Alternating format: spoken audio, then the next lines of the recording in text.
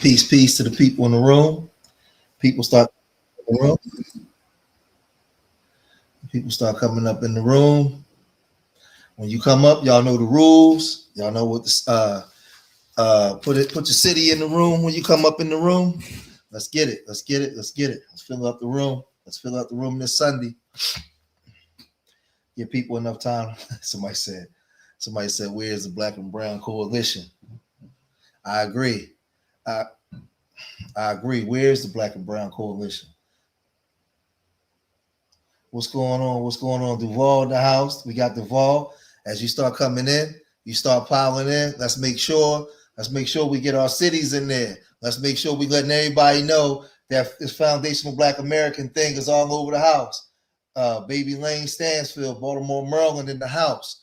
Let's make sure we letting everybody know this foundational Black American, our lineage is all over. People starting to wake up all over the country, all over the world with influence. We're making our mark, man. Bronx, New York in the house. That's right. Bronx, New York in the house. So we got Bronx, New York. We got Baltimore. We got Duval up in this joint. We AC to KC, Nebraska to Alaska, baby. We everywhere.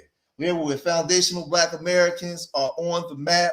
We are naming ourselves. We are reclaiming ourselves, and we ain't going for the bull crap, right? What city you in? What city you in as you pile up in the room, baby? What city you in? Let's go. Let's fill it up.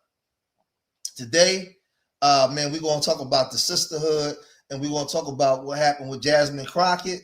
We're going to get into this Jasmine Crockett thing, but also there was something interesting that Texas in the house. There was something interesting that took place a couple of days ago where the Atlanta Journal-Constitution, New Orleans in the house, the Atlanta Journal-Constitution, they did a piece on foundational Black Americans, right? Hollywood, California in the building. Inglewood, always up to no good. Inglewood, right? They did a piece on foundational Black Americans, and we're going to discuss that today. But we also going to discuss former Nigerian football player Kabaja Bia-Miller, and him and Godfrey.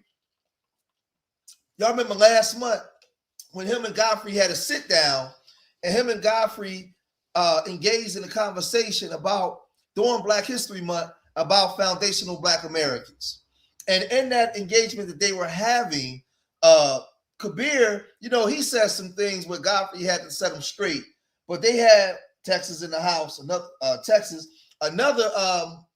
they had another live stream where they brought a FBA brother on, and I didn't feel as though he was the right brother to have on there to have the conversation about what foundational Black American, what we're all about. What is the lineage? The delineation is the movement with delineating from these other groups. We want to have our own identity separate from everything else. That don't mean that we dislike other people. You know what's funny? Whenever we say that, whenever we say we delineate and separate, we always got to preface it by saying that we don't dislike other people. Other groups don't have to say that. When a Jamaican just says, "Hey, I'm Jamaican. Hey, I'm Haitian. Hey, I'm South African. Hey, I'm from Guyana. Hey, I'm from Ghana." They don't have to separate and say, right? They don't have to separate and say, "Hey, but we don't hate nobody else." But whenever we want to separate and have our own identity, we got to automatically come out and say, "Well,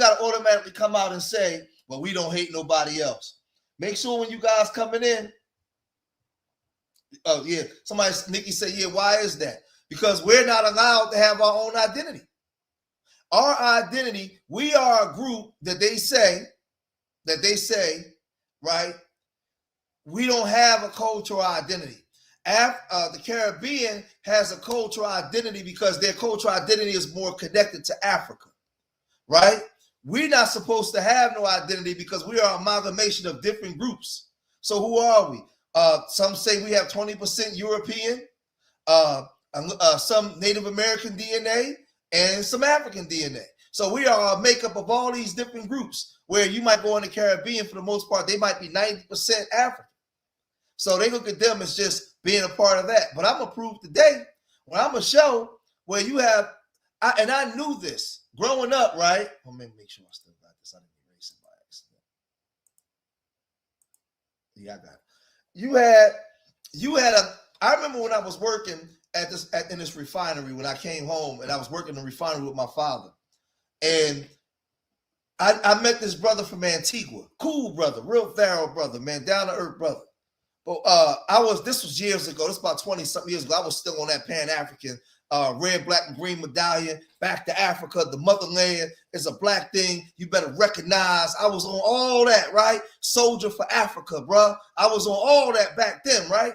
And I remember I'm sitting down eating lunch with this brother from the Caribbean, and I mentioned Africa, and he looked at me with a death stare. He said, "I ain't no African. I'm Arawak. I'm from Antigua. Very dark-skinned Caribbean brother." He said, "I ain't no African. Don't call me no African." I was like, oh, this is a long time ago. Brother told me, make sure y'all putting y'all cities in. Brother told me he wasn't no African. He was from Antigua, and he was an Arawak. I had a brother from Guyana tell me he wasn't no African. He was a Carib. Here on the East Coast corridor, I had a lot of you know what's funny? Here on the East Coast corridor, outside of our grandparents, a lot of brothers and sisters from the Caribbean, when I was younger, before I came into a lot of knowledge, they was the ones saying, they were the Troy in the building, they was the ones saying that they was indigenous. A whole lot of them. A whole lot of them. They've been saying this ain't nothing new. These talking points ain't nothing new. So it's like all of a sudden when we say, well, we have indigenous, we're indigenous to America, we're indigenous here, people act like they get all up in arms. And the reason why they get up in arms, family, the reason why they get up in arms when we talk this way is because you got to understand something. Africa right now is fighting for, Africa right now is fighting for their reparations.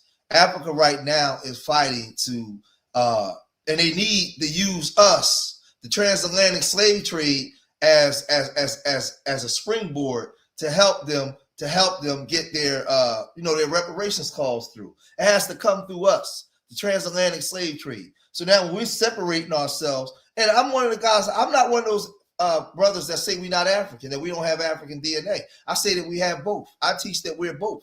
I teach that we have Native American ancestry and African ancestry. I teach that. Now it's a lineage, so everybody don't agree on the same thing, and that's fine. We don't all have to agree. Just because we don't agree everything don't mean we got to argue and fight about it. We just don't agree, right? But we have our own identity as a group. We are our own people. We have our own identity. We have our own story here in America, right? On how we were created here in America, right? Right. And that's what I'm talking about, FBA Convo. And we have our own story, right? And like the sister said, we're tired of being used and abused, neglected, and not selected, right? While everybody uses us as a footstool to push forward, we're left in the back, holding the bag. And this is what was said in that article. I'm gonna show you guys something before. I'm just letting people get in the room. Once we get up to about 300, I'm gonna share the screen. But I'm gonna share the screen just for 1 second because I want y'all to see this for a second. I want y'all to see.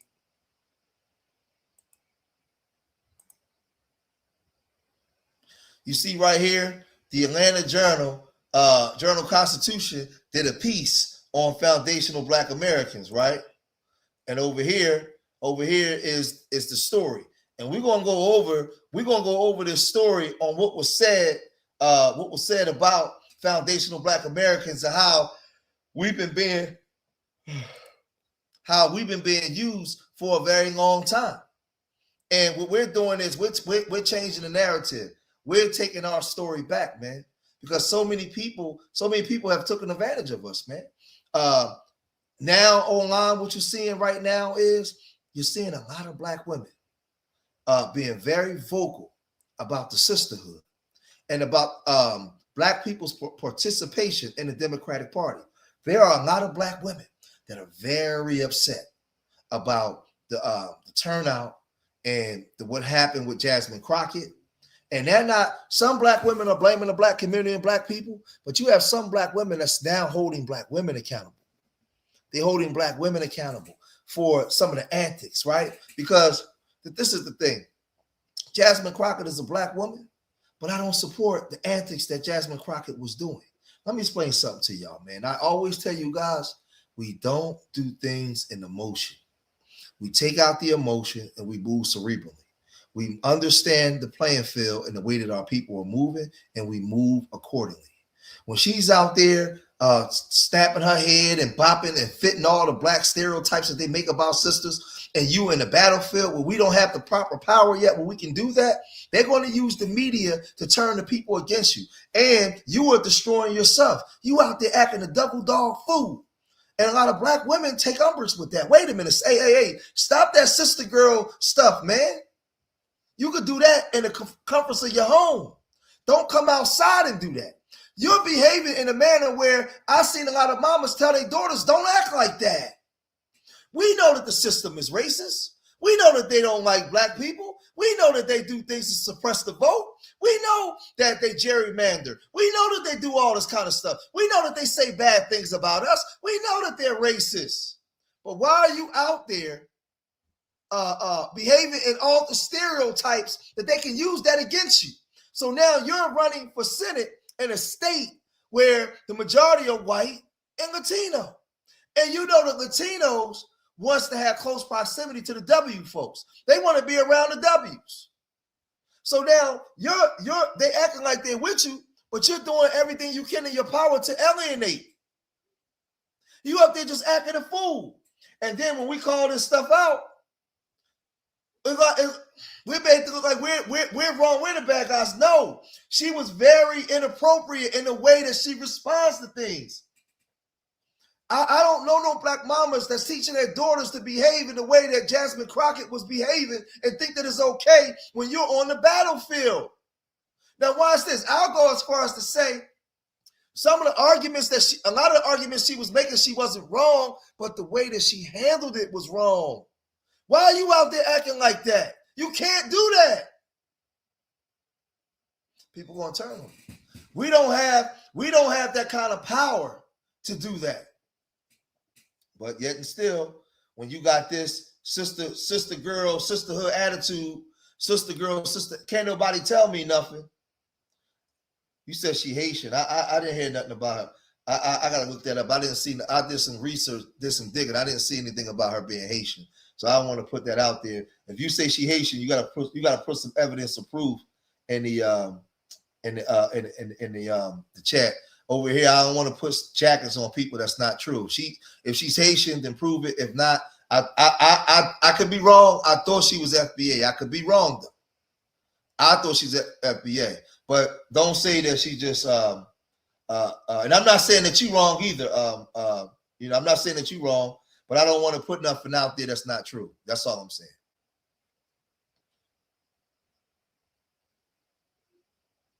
So, all right, so this is the thing, right? Hold on for a second. Drink my water. Yeah, I stand on truth. Like, I don't want to be, because people, the reason why I say that, I don't want to put stuff out there that's not true, or I don't want to put bad jackets on people, because once I put certain things out to the algorithm, people will hold you to that. People will hold you to that, and I want to make sure that we on the up and up when we speaking, and we talking right, to make sure we're not just putting bad things, misinformation out there about people. That's all I'm saying. 84% of people. She's all right. See, that's what I'm saying. Somebody came in and says that she's FBA, she's not Haitian. That's what I'm saying. So, like, people got to do thorough research before they say certain things. That's all I'm saying. Before they say certain things. And you know what? Speaking of that, let me sit up. Let me say this. See, as FBAs, right? Remember I told you we take the emotion out, and you teach people how to treat you. You teach people how to treat you by the way you conduct yourself as a people. The world is watching, right? The world is watching. And we got to make sure that when we open up our mouths and I'm not saying that the brother that said that she was Haitian, I'm not saying that they're wrong, because I haven't did enough research to know whether she is or not. But then somebody else is disagreeing with the fact that they're saying that she's FBA. So we need to be able to provide evidence and proof, right? Evidence and proof to prove that what we're saying, because the world is watching us, man. We're under a microscope. Everybody's watching what Black Americans are doing. And I want you guys to understand something, right? I want you guys to understand something. One thing. Oh, okay. Somebody said, I want you guys to understand something. What happened to Jasmine Crockett down there is just the first, it's just the first step. It's just the first step. What's going on? What happened in Texas happened in California. It's going to happen it's going to start happening in a lot of states across America, because the Latinos now, they're getting their numbers up. And when they're getting their numbers up, understand something. You have racism, but then you have this, right? As Black Americans, as FBAs, if I'm in Philadelphia and we outnumber Puerto Ricans by damn near 1 million people, why would we vote for a Puerto Rican to be a spokesman for a city that's predominantly Black? We wouldn't do that. So it's not just racism, it's power, economic power, voice, a say so. So now when you are a Black person and you're fighting tooth and nail and hard for an immigrant group that outnumbers you across the country, you are doing yourself a disservice. They outnumber you. Their voting blocks are becoming larger than yours in a lot of states. So now while you're going hard for them, it's not reciprocal. They're not going hard for you. They don't like you. They don't like you at all. And they may act like they like you as long as they can use you as a stool to get what they want. And once they finish with you, they show you who they really are. And that's what they did down there in Texas with Jasmine Crockett. And it's going to happen in multiple, it's going to start happening in multiple states across the country. And see, a lot of Black people are upset now. Plies is asking questions. Plies is trying to understand. Well, I just want to know my position. I just want to know my position now with the Latinos. Well, us FBAs, we've been trying to warn y'all forever. Us foundational Black Americans, we've been blowing the whistle on this forever. And I told you guys last live stream, and I'll reiterate it today. I'll say it today. Make sure you guys is hitting that like button so we can get out. Make sure you guys is hitting that like button, man. Right? I told you guys, right? Brother Rashid, what's good, man? I'm glad you can join us, my brother. I told you guys. Our biggest detractors was going to be other foundational Black Americans that still stuck on that Democratic plantation that refused to wake up. A lot of our people have very low self-esteem. And they suffer from the Freddy Krueger effect. I'm going to do a video on the Freddy Krueger effect. They've lost their ability to dream. They lost their ability to see themselves outside of their current circumstances. So they maintain the status quo, or they manifest and create nothing. So they might as well just be dead, because they're living vicariously through some other people's system. And when they do that, they produce nothing. You see them always screaming racism. Everything is racism, racism, racism, racism, racism, because you're not manifesting nothing. You're having to be reliant on other people because you've lost your ability to envision yourself outside of your current circumstances. You're suffering. You're suffering. You've lost your ability. You've lost your ability to create using your own vision. So now you're online saying, this is so racist. Oh, it's so hard for a Black woman. It's so hard for the Black community. I'm so tired of these people. And us FBAs is saying, stop all that goddamn crying and get up. Stop all that crying. Get up. You know we gotta go country. Stop all that crying and get on up, man. Get up. But they online screaming and howling and hooping and howling and crying. You know why they screaming and crying and hooping and howling and crying? Because they don't have a plan of action of how to solve problems. What the Democratic Party has done is shut your ability down to dream and manifest realities of solving problems. You have lost the ability to solve problems for your own community. The other groups know this. And this is why when they move into Detroit, when they move into Philadelphia, when they move into Dallas, when they move into these different places, within 5 years, they own all the property in your community, have all the businesses in your community, because your self-esteem is low. Our self-esteem within our communities are low. The expectations are low. The bar is set very low. So now when Jasmine Crockett lose, now it's something you're questioning the loyalty of Hispanics. Why are you questioning the loyalty of Hispanics instead of just doing the things you got to do to protect yourself? Because you suffer from the Freddy Krueger effect. The minute you go into dream or envision a reality outside of your circumstance, Freddy is there to kill you. And in the physical world, you produce nothing. That's equivalent to death. Y'all all saw the Freddy Krueger movie when you went to sleep and you went into the dream world and Freddy killed you, and in the physical world you died. You can't manifest nothing. And this is why you're crying. This is why you're sad, right? 298 people. We're going to share the screen now. I'm going to show y'all. You online like this now. Watch this. This is what you're doing now. 300 people in the room. We ready. We got 300 in the room. We ready to rock and roll. This is what people do. This is what people do. And I want y'all to see this. This is what people do, family, when they have no plan of action. They have no plan B or plan C. You're running around like a chicken with no head, expecting people to treat you the way you want to be treated, instead of you teaching people how to treat you. This is not America! Okay, I'm so upset. I cannot believe this is happening to our country. Y'all should be ashamed of yourselves, Governor Abbott. All y'all. Why should they be ashamed of themselves? Why should Governor Abbott be ashamed of himself? Governor Abbott is a W. He's looking out for his people, his group. You think, why would he give it? Why would he or should he, knowing the history of America, give a damn about us? But when you don't have a plan of action because you're waiting for Jesus to come save you and you stuck on that Democratic plantation, this is what you get. Shame! Shame! Shame on you guys. This is ridiculous. You're going to do whatever you can to suppress our votes. You already gerrymandered everything. And you just got to make it worse. You just got to make it harder, huh? That's okay. This morning, I cried into my husband's arms because I fully believed that people don't help Black women. They never would. They never will. And even as far as like doctors. Everything is about what they're not doing for Black women. They never will. But what? This is the question that I'm having. What are Black people doing for each other? Hold on for a second. Let me say this, because see, we in the church today.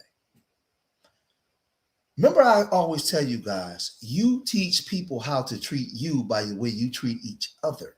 And in the system of capitalism, if you are not moving in the manner in which you need to move the people forward, you will get left behind. So now, when you don't have a plan of action and you are losing the battle, you get talking points like this. Doctors, nurses. It's scary to be a Black woman. It's scary to be a smart Black woman, you know, in Texas. I woke up scared. I cried hard. And then I sat down with my feelings. And then I sent a message to the people who are still in my Discord, just telling them to, you know, don't feel hopeless. But did you notice everything she said was about just Black women and not Black people? See, let me tell you guys something. The world is watching. They know that we have a gender problem within the Democratic Party. And she's on there crying about Jasmine Crockett not making it. But as long as she's talking this Black woman stuff, you're actually shooting yourself in the foot. You're doing yourself a disservice. I told you guys, do things without the emotion. Take the emotion out. We are moving cerebrally. We're studying the playbook, and we're moving the way we need to move on the battlefield. On the battlefield. We did our part. We told people to get out there. We told people to vote. We told people to please trust someone other than what we've been trying. You know what I mean? I told them to, you know, feel your feelings, but don't forget to get back up and keep moving, okay? I told them that there's beauty out there. I've seen it, I've experienced it, I've even sent beauty out there. You know what I mean? Beauty is out there. Not everyone hates you. I promise you, not everybody hates you, even though it feels like it. No one hates you, okay? Well, it looks like So, well, let's go over here, right? Let's go over here to some of the sister girl stuff, right? Some of the shenanigans. Now, this is the thing. I'll say this. I'm not a full hater of Jasmine Crockett or just black or black women. I don't like the Democratic policies. I don't like what they do. But let me show my whole face when I'm about to say what I'm saying before we play some of this Jasmine Crockett stuff. I understand that this country is racist. The whole mental and social fabric of this country is racist. We already know that. Us as FBAs, we've been trying to blow the whistle and warn everybody. But if you can articulate that these people are racist, but you don't have the power and you're trying to get elected, you're trying to make yourself electable, not to just black people, but you need the whole state to be, you need people of all races in the state to like you to be electable. When you go on there and you're doing the sister girl and the head popping and all that stuff, that ain't going to work. So I'll tell a lot of women, why would you support a woman behaving the way you wouldn't even support your own daughter to behave? That's not, if I was her big brother, I would have pulled her in the room and said, hey, sis, listen, don't do that. Do not go out there playing to them stereotypes. Take the emotion out and go in there and be all business. All business. We are not moving in there like that with the sister girl, big mouth, hard-headed, angry black woman stuff. Don't take that stuff in there. We're not in a position of power where we can go in there and do that. She went right in there. Hold on. Yeah, there you go. She went right up in there. I don't know if this is a troll or not. I don't know. Hold on. I don't know if that's a troll or not. I'm gonna leave that up there for a minute. But she went right in there. She went right in there with that foolishness, man. She walked right up in there with that foolishness. And you can't do that. And let me tell you something. Some people say that I'm babbling. This is why foundational Black Americans and the lineage and why we exist and why we're talking the way we're talking. You cannot go up in there with that bullshit, behaving like that. You can't. You got to understand strategy. You got to strategize when you are on the battlefield because they're going to use their media and do everything in their power to destroy your character and your credibility. And what she did was she played to all the stereotypes. Now everybody that was supporting that, now everybody is crying, right? But let's go. You know what? This hearing is actually the best example of what waste, fraud, and abuse looks like, because the only reason we're having this hearing is because somebody got their feelings hurt in a debate. And I don't understand why we're wasting taxpayer dollars. Next time, tell your big boy to show up and be ready to handle the woman in the room who hopefully will become the next president of the United States. See, you can't get up there and talk like that.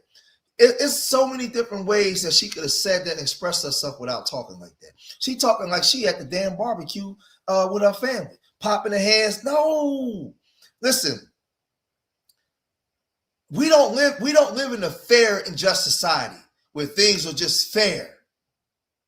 That's why so many the sisters now screaming racism. We don't live in that type of society. You cannot get up there and act like that and talk about that you want to be the next president. You're going to rub a lot of people the wrong way, Black people including. You have to conduct yourself a certain way.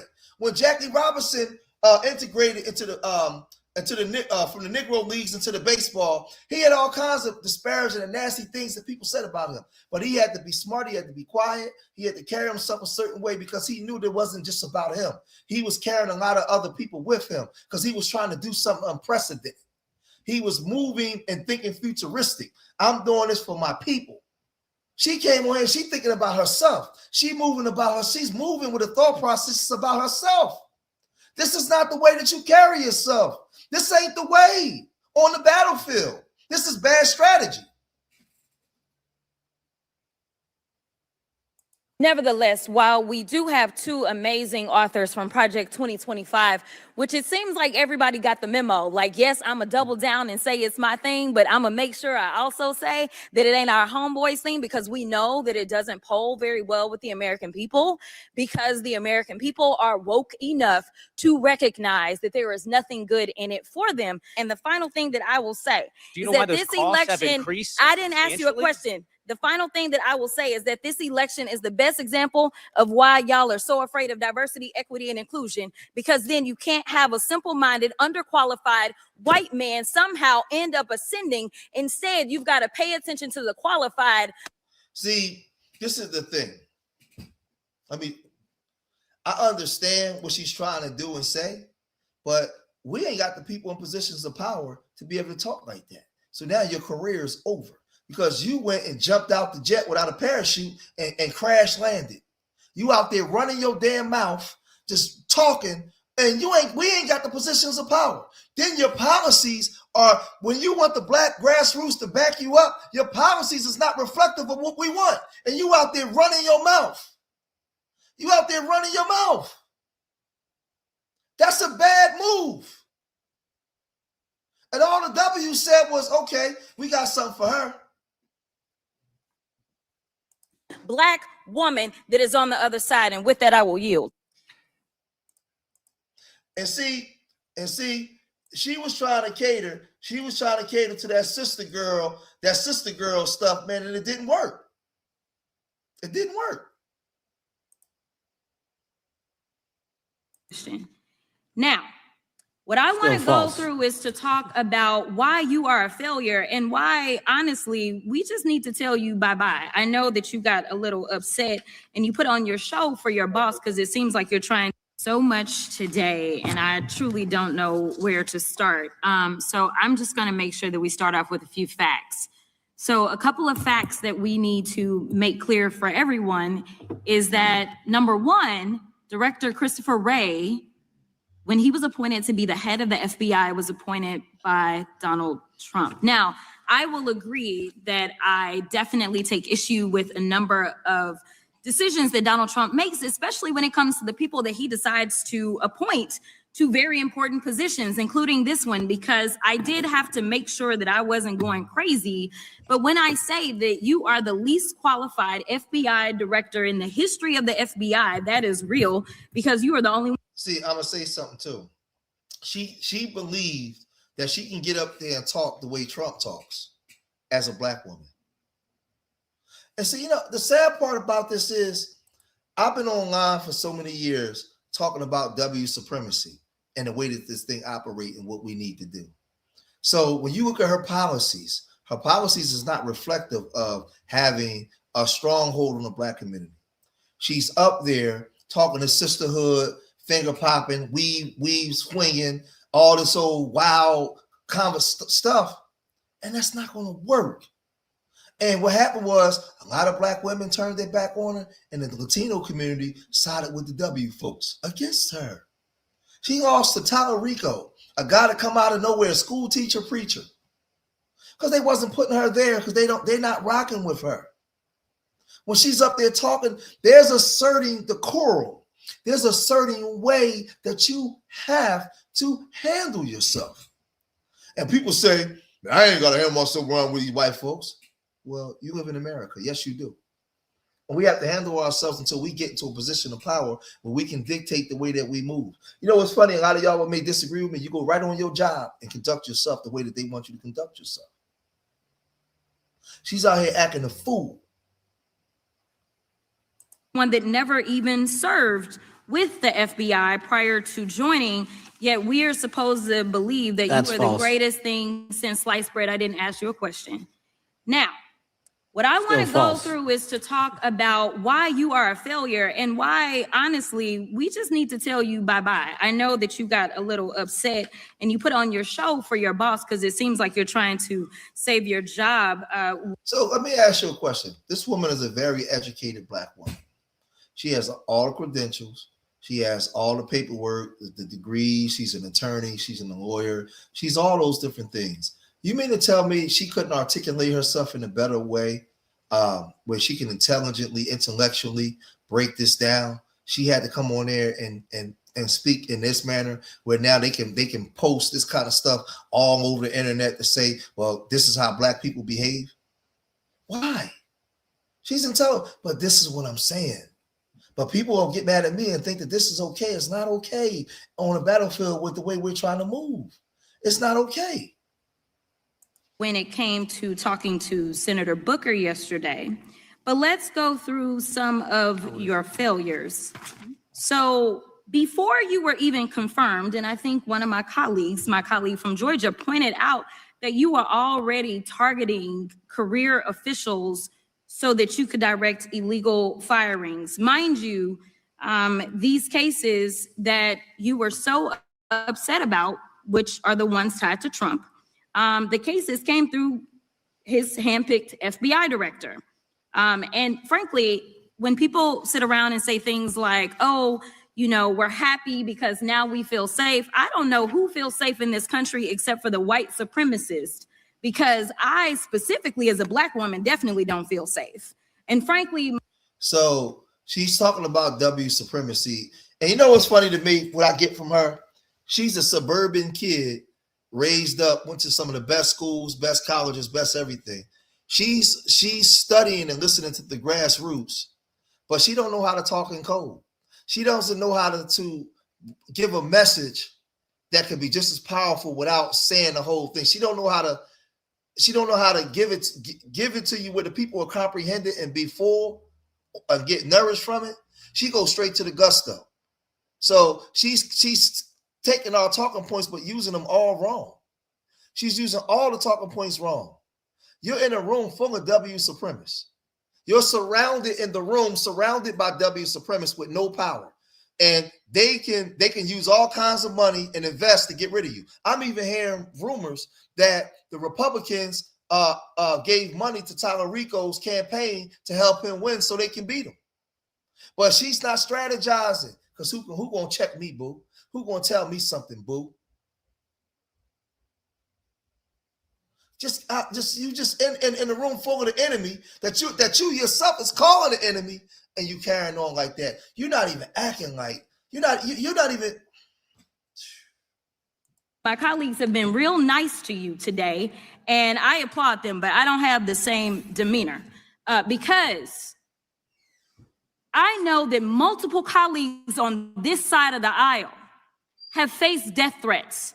In fact, somebody tried to kill one of my colleagues. And frankly, I don't know if this FBI or under your leadership, if those people would have been caught. I don't have any confidence in you. And if we start talking about the reasons that I lack confidence, we could start with you not just wanting to acknowledge some simple facts. Simple facts like the vast majority of the threats are coming from right-wing extremism. And I know my... Watch this. Let me comment on this. I agree that Senator Jasmine Crockett's politics and policy should be critiqued, but let's not attack her here. See, this is what I'm saying. No, I'm attacking the stereotypes. Let's get out of the low self-esteem talk. I'm dealing with the stereotypes that she's playing to. See, this is what I'm saying. We got to understand the battlefield. It's not about attacking her hair. I'm not known for attacking women's hair. I'm attacking the stereotypes that she's playing to. So what I'm saying is, if you really love Black people, Sylvie Walker, then look at the character that she's playing, right? And why she lost in the first place. So that's what I'm critiquing. So when I say the wig weaving, finger popping, all that kind of stuff, these are all the stereotypes that I'm speaking on. I ain't shunning from the words. Get out. I told y'all guys, get out of your emotion if we want to actually fix things, right? She's on here. She's on here in the room screaming white supremacy, talking about the W man, but on here playing to the same stereotypes that they use to denigrate us. I'm gonna say that again. I'm gonna say it again. She's in the room. She's in the room full of people she's claiming to be W supremacists, while at the same time playing to the same stereotypes that they use to denigrate us. That's why I brought up the weave part and the finger popping and all that kind of stuff. We should. Let's get out of our emotions for a minute and let's deal with facts. This is a problem. Colleagues have tried to stress this, but I decided that I would maybe do it in a different way. Number one, I have a couple of UCs. Kim Buck, one of multiple Republicans receiving death threats for voting against Jim Jordan as House Speaker. Without objection. Now, and let me say this too. Some of the arguments that she's making about what these W supremacists is doing is correct, but she's on the battlefield and she's going about it the wrong way. The wrong way. And it came out in the wash. Another one, Republican lawmaker says she received death threats after voting against Jim Jordan in speaker's race. Without objection. In addition, there was another one from another colleague who now is leaving Congress because they said that they were calling his wife anonymously and threatening her life to the extent that she ended up sleeping with a firearm. Without objection. Okay, so here's the deal. How are we supposed to have confidence when you're sitting up here telling the Senate yesterday that it will take you 14 years before you can get the FBI fully staffed to do their jobs? You're also now redirecting resources so that they can go and play ice. You see, you know the problem I have with her? Her policy sucked, right? But if she's going to talk like this, what she should have did was come and have sit downs with the grassroots. She's young, energetic. She's not an ugly woman, but she should have came and sat down with the grassroots. And when you're going to go in the room and talk that way, like Sister Soldier did in 1992, you got to make sure you have the backing, because we know what Bill Clinton and the Democrats did to Sister Soldier back then. You got to have the backing. She didn't have the backing, and she in there twerking and running her mouth while at the same time calling these same people W supremacists. She's weak and vulnerable. You're going up against the machine, and you got a slingshot. Let's go over here.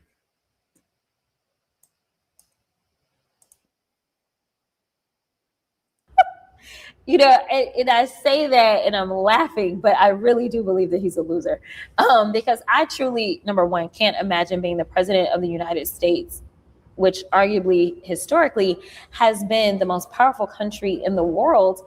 And I'm worried about a rising sophomore or a sophomore in Congress. Like, I can't really see me taking up that much airtime or space on that person. And listen, whenever people start to attack you based on things that are not of substance, that's when you know that you're really getting under their skin and that there is nothing to attack. Now, this is the thing. She called the president of the United States a loser, right? And I'm not a Trump fan at all. I don't like Trump. I don't like the Democrats. I don't like the Republicans. I think Trump is a sucker. I don't like Trump at all, right? Hold on.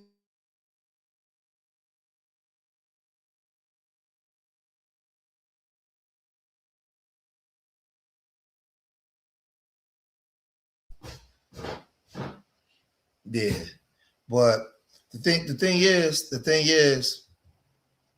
it's just bad decorum. It's not the way to move. I know that Trump is talking that way, but Trump is a W. They're still in position where they do what they still in position where they do what they want.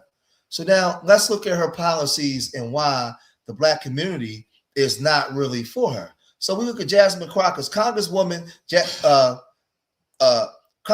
Jasmine Crockett focuses on progressive policies, prioritizing LGBTQIA plus rights, reproductive freedom, gun violence prevention, and economic equality. A key member of the Democratic House leadership, she advocates for strengthening voting rights, expanding Medicare, Social Security, and investing in green energy to reduce emissions costs, right?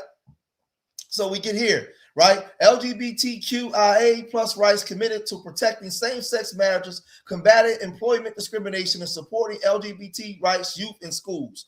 That right there in Texas, you was not going to win.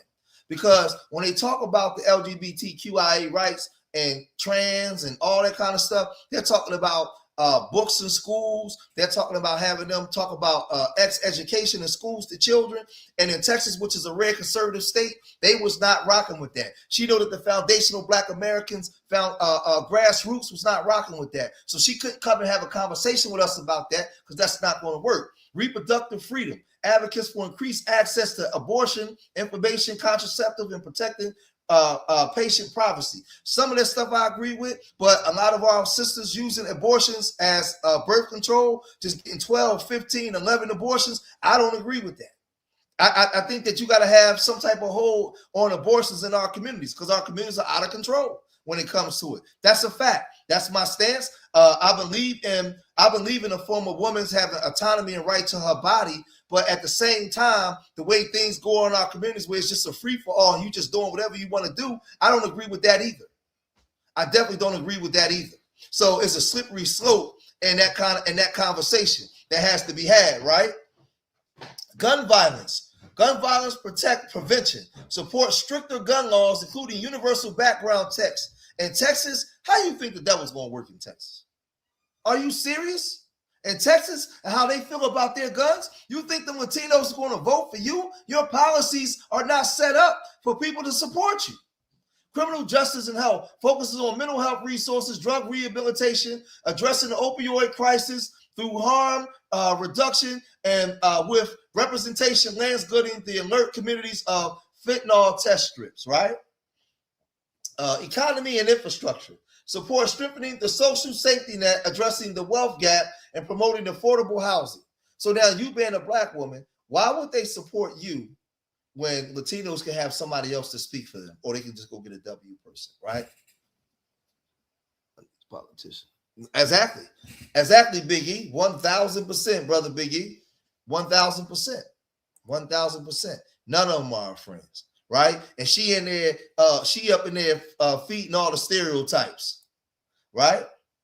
Environment promotes green energy transitions to lower costs and reduce emissions. Civil rights advocates for voting rights and protecting against discrimination in various sectors. Legislative initiatives introduce Free Speech Act of 2025 and legislation to designate July as Minority Health Awareness Month, right? So none of her policies were set forth or set straight to help any foundational Black Americans.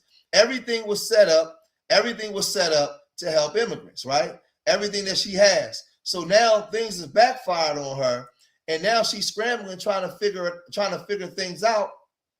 Hold on a second. Now she's scrambling, trying to figure things out because the Latino community themselves have now turned their back on her.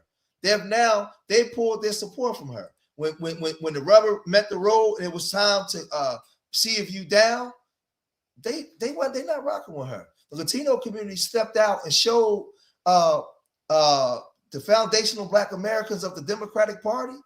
They showed the foundational Black Americans of the Democratic Party just exactly where they stand and what they're standing on. They came out and start doing this.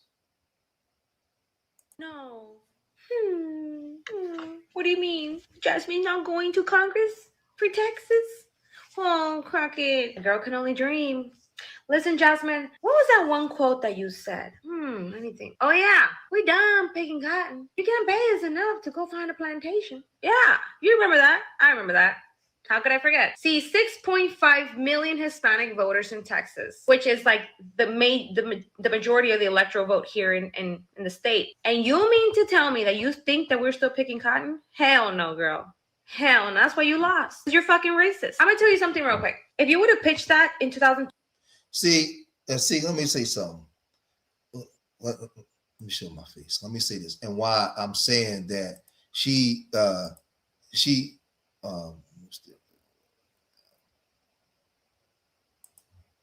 right, Black people. So let me say this, right? Let me say this. When she made the cotton picking comment, I thought it was stupid to get up there. Now, the context of what she was trying to say, you're an attorney. you know damn well you can't say something like that because they're going to take it and use it against you. And that comment is one of the main reasons why she lost. You mentioned cotton picking in the same context of Mexicans being in the field picking fruit and doing the jobs that nobody else wanted to do. You had the gall to get up there, you dummy, and make that statement again. Your sister girling it up. And they heard that and they all turned on you. Dayton, Ohio in the house. They all turned on you. They heard you when you said that. Yep. Yes. It was very insulting, Big E. Very insulting. And in the context of what she may have been trying to say, some things you just can't say. Why would you even make that statement? You're supposed to be an attorney. Are you really an attorney? Now, I ain't rocking with these racist Latinos, but they was waiting for any slip up, and you gave it to them. They was waiting for any slip up that you can give them, and they was waiting and you gave it to them. 2001, you probably could have gotten like a good drift. However, that was people in the past. Those kids that I grew up with that were chasing a field every summer, every spring with their parents, moving school to school because they had to go pick fruit with their parents, are now grown up. And guess what? Do you think that they're going to go back to picking fields when they have a citizenship? No. As a matter of fact, they're not even looking to vote for blue people with blue policies that put their parents in fields. Fuck no. Some of them are real estate investors, business owners. They're passing down generational wealth. And you think that they're picking cotton. You out of your goddamn mind. I'm going to remind you real quick. The majority of the Latino voters for Trump here in Texas live in the southern border. You know what happened in the southern border? No. Why? Because neither you nor Kamala have the balls to go down there. I'm going to tell you what happened. Along the Texas border, poverty levels are sky high as it is. When you import a bunch of riffraff from third world countries and they end up in those southern border towns, they strain the resources for those people. Those people can't even survive. And then you're bringing in all this fucking riffraff with a CBP. She cussing too much. Hold on. That's why our governor had to ship all those fucking people out. And then y'all complain, oh, you were shipping all. Yeah, because you guys brought them here. You blue people brought them here to Texas. And the southern towns were suffering. Not only that, but there was violence across the border in Tamaulipas, in Reynosa. So she's supporting these immigrants, and these immigrants, a lot of these immigrants ain't even supporting those immigrants. They already delineate.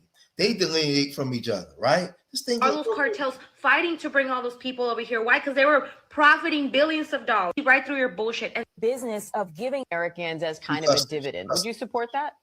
So no, we are not in the business of being Texas red. Giving some of the savings from Doge back to Americans as kind of a dividend. Would you support that?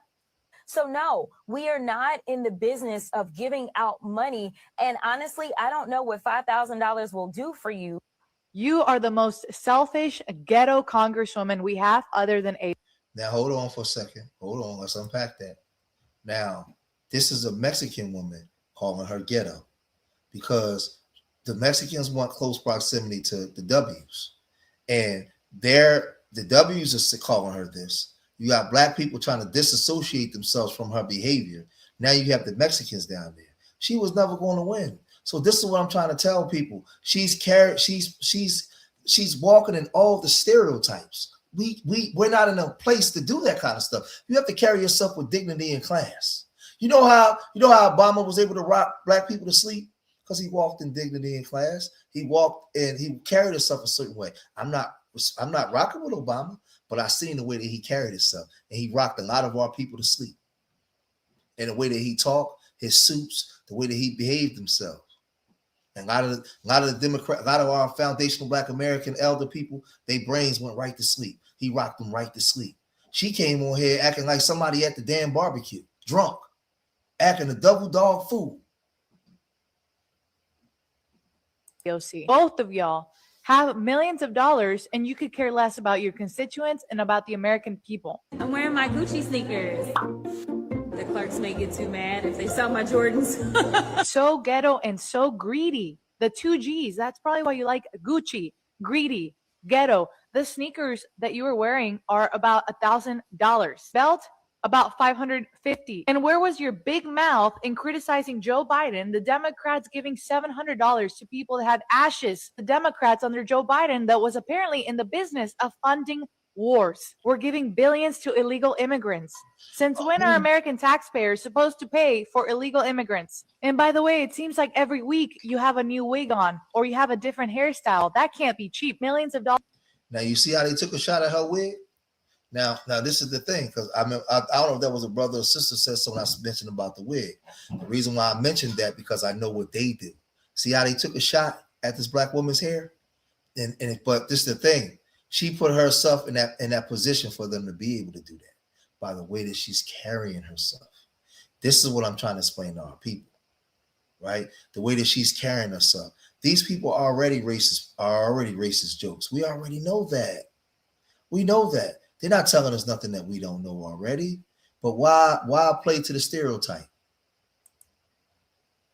On your hair, on your wigs, on your fancy Gucci. $5,000 can get people lots of wigs, apparently. This one was $269. And I really hope the Doge team investigates every centavo, every cent, because you and AOC are multimillionaires. How did that happen with $100,000 salary? And remember, you can have all the riches, but you came from rags. And I would argue you're still one. Okay, so let's talk a little bit more about Jasmine Crockett. Let me again preface this by saying I adored Jasmine Crockett until she made that statement, because that statement is anti-immigration or anti-immigrant. And before we dive into that, let's look at the history of her comment about cotton picking, because 200 years ago, that's exactly what the Black community was doing. And Jasmine Crockett says, no more, never again. And she was... This is the question I got with her campaign. Before she got up there and did that speech, nobody proofread that speech and said this is a bad idea. Nobody proofread that speech and said, Jasmine, I don't think that you should go up there and make that statement. Or did she just do, or did Jasmine, being that sister girl, finger popping, just no, sister, nobody can tell me nothing? Did she just do that on the fly? Did she just run that off on the fly? Because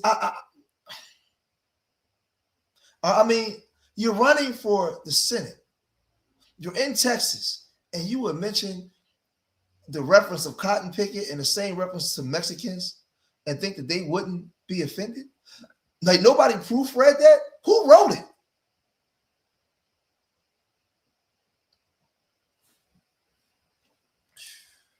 A practicing lawyer before getting into Congress, specifically for civil rights. Okay, now let's dive into what she actually said. She frames immigrants as people who do work that not everyone else is doing, work that not everyone wants to do, which is correct. But Latinos and immigrants are so much more than their labor. She's not humanizing them as people. She's calling them people who work for the American people. We're not going to be exploited again. They will be. They will do the work. And I say that as someone who had family who were working in Texas and California as farmers, and they were abused so bad, they actually ended up going back to Mexico. But in Jasmine Crockett's eyes, that's okay, because that's what we're here for, and her community isn't doing it anymore. Why couldn't... Wow. Do y'all hear that? See, we take the emotion out and we unpack it. The Latinos in this country are getting their numbers up, and they're getting their citizenships up. And they're saying, we're not going to do the jobs, the same jobs that the Black Americans didn't want to do and complained about. And we had to come here and do it. We ain't doing it no more. And we outnumbering you. We getting power. So I ain't rocking with you no more. That's exactly what they're saying. And foundational Black Americans, through the teachings of Claude Anderson's and A. Philip Randolph, we've been warning y'all. Because before there was a Claude Anderson, there was an A. Philip Randolph who was a restrictionist. And he talked about this. We warned y'all. Y'all didn't want to listen. She mentioned the fact that Latina women are actually going to college at a higher rate than Latino men, meaning that Latinas will be taking over a lot of corporate jobs, a lot of tech jobs, nonprofit jobs, healthcare jobs. And that's a good thing. And again, she is a lawyer. In law school, they teach you how to use your words wisely, because the wrong phrase, the wrong word could cause your client's case. And Jasmine Crockett has truly just become another AOC. Meaning she's loud about things she disagrees with, but when it comes to Congress, nothing is really done or changed. She voted against DHS funding, which, like, fine, but also bare minimum. Same with AOC, same with everyone in Congress. And she did co-sponsor a bill that allowed people to track their family members who were being deported on an airplane, but that's it.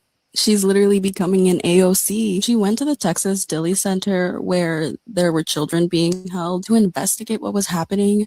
And what did she do after? No bill, no change in Congress, no nothing. Just telling reporters that she does not support this and it's wrong. It's very AOC. It's very Bernie. Jasmine Crockett loses the Senate race, man. Are you shocked? Because I'm not. It's one of them things where people don't know how to act civilized, no matter how professional they are. They always try to use their upbringing, their urban society culture, their color, their skin. They always try. Do you hear the Latino speaking? So hold on, let's unpack that. So now the Latinos are speaking, they're voicing their opinion, and they're letting you know. So now if that's in Texas, that consciousness is permeating all throughout the country, and they're looking up and saying, "Hey, well, Dr. Clarnson told us we're going down from second-class citizens all the way down to fourth, because the Asians already been talking like that. They already been talking like that, right? One of the eligible black voters in Texas. They already been talking like that. And they coming in, they outnumbering you. They getting ready, man. They gearing up. We was already warned. Try to use that as a reason on why they could act certain ways in professional environments, right? So in her case, you can't go in a House of Congress in front of all these people and call one side the KKK. You can't do that. You get me? You can't go on a debate or a whatever you want to call it, interview, podcast, whatever it may be, and spew out who's going to do these certain jobs, all the low-paying jobs, and then you automatically put the Latinos they're the ones that are going to be the so-called low-grade. This man is a Latino. He ain't lying. He ain't wrong. He's speaking the truth. She was out there doing dumb stuff. Workers. I ain't going to use the other word, but point I'm making is, right, certain people get in professional environments and feel like they're automatically entitled to certain things or be entitled to say and do certain things without repercussions. Now, whether they're going to give you the repercussions directly in your position or whether they're just not going to like you and shun you out of your position, that's for them to decide. So one of them things where you can't shit on Caucasians and Latinos and then get mad when they don't vote for you, because they're not going to vote for you. And it showed. You got whooped out. You didn't lose. You got whooped out. Let me know what y'all think in the comments, man. Again, I ain't a Democrat or a Republican. I'm a factuality. And the fact of the matter is, when you show your ass, they're going to be there to pull your pants up. I don't know what the hell that means, but that's just what I came up with. And another thing, right? When we was coming up, certain people, if we got arrested, had to go to court, even we had the common sense to act civilized in certain environments so that people don't look at us certain ways. You get me? Now this is a Puerto Rican saying. This is a Puerto Rican saying this. So James Talarico won the Democrat Senate primary race in Texas, but the big question now is, who are the voters that pushed him over the finish line? This graphic right here may actually answer that question. With 92% of the vote in, Democrats turned out overall more voters than the Republicans in the primary. But look at this right here. When it comes to majority Latino communities, for Democrats surging from 7.7% in 2024 to 13.1% in 2026, dipping for Republicans going from 8.2% to 7.3%. So who won the Latino vote on the Democrat side? Both campaigns spent a lot of time, a lot of money trying to win over Latino voters.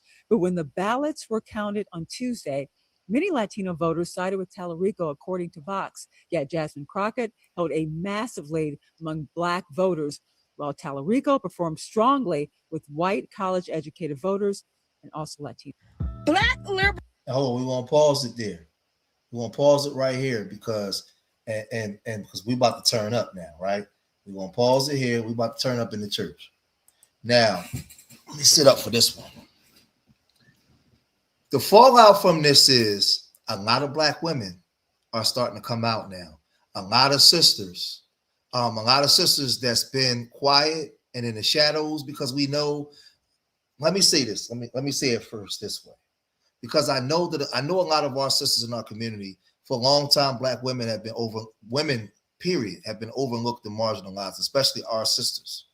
And Black women sometimes will see other Black women doing wrong, but they would still defend them because sisters was used to defending black women, right or wrong, weak or strong, because women was always fighting to be, black women was always fighting to be acknowledged, right? There was, you know, black women was on the front line with black men forever. Big Mama was holding things down. As black people, we've been through a lot of stuff. And because of that, it turned into a gender war online where we're carnivoring and eating each other up, right? Committing verbal genocide on each other. But black men, we got our struggles. Our sisters got our struggles. Our sisters got their struggles, and we combining them. The problem is black women was always trying to search for their own identity, to be heard, right? And not just be a footstool or property. So a lot of times when sisters see other sisters doing wrong, they will still protect that sister. It's a psychological thing, right? But now, with that being said, a lot of sisters are starting to call out other black women's bad behavior. And they're starting to call out a lot of things that the sisters do wrong, right? Accountability is starting to come out. Yeah, I know. But let me get you out of here then. You can go ahead on over there with the Dems. There you go. So what I'm saying ain't got nothing to do with Jasmine Crockett, then you shouldn't be here. Just put it on the counter. Don't put it in the trash. Put it on the counter. But this is the thing. A lot of sisters now are starting to call out foolishness. And they're tired of the BS. And they're tired of the stigmas, certain stigmas being put on them. And they're starting to talk like this now. Let's get to it. Hold on. Wait. I'm moving a little too fast. I'm getting a little ahead of myself. Let's go here first. So I gotta set it up. I have to set it up. So let's go here first.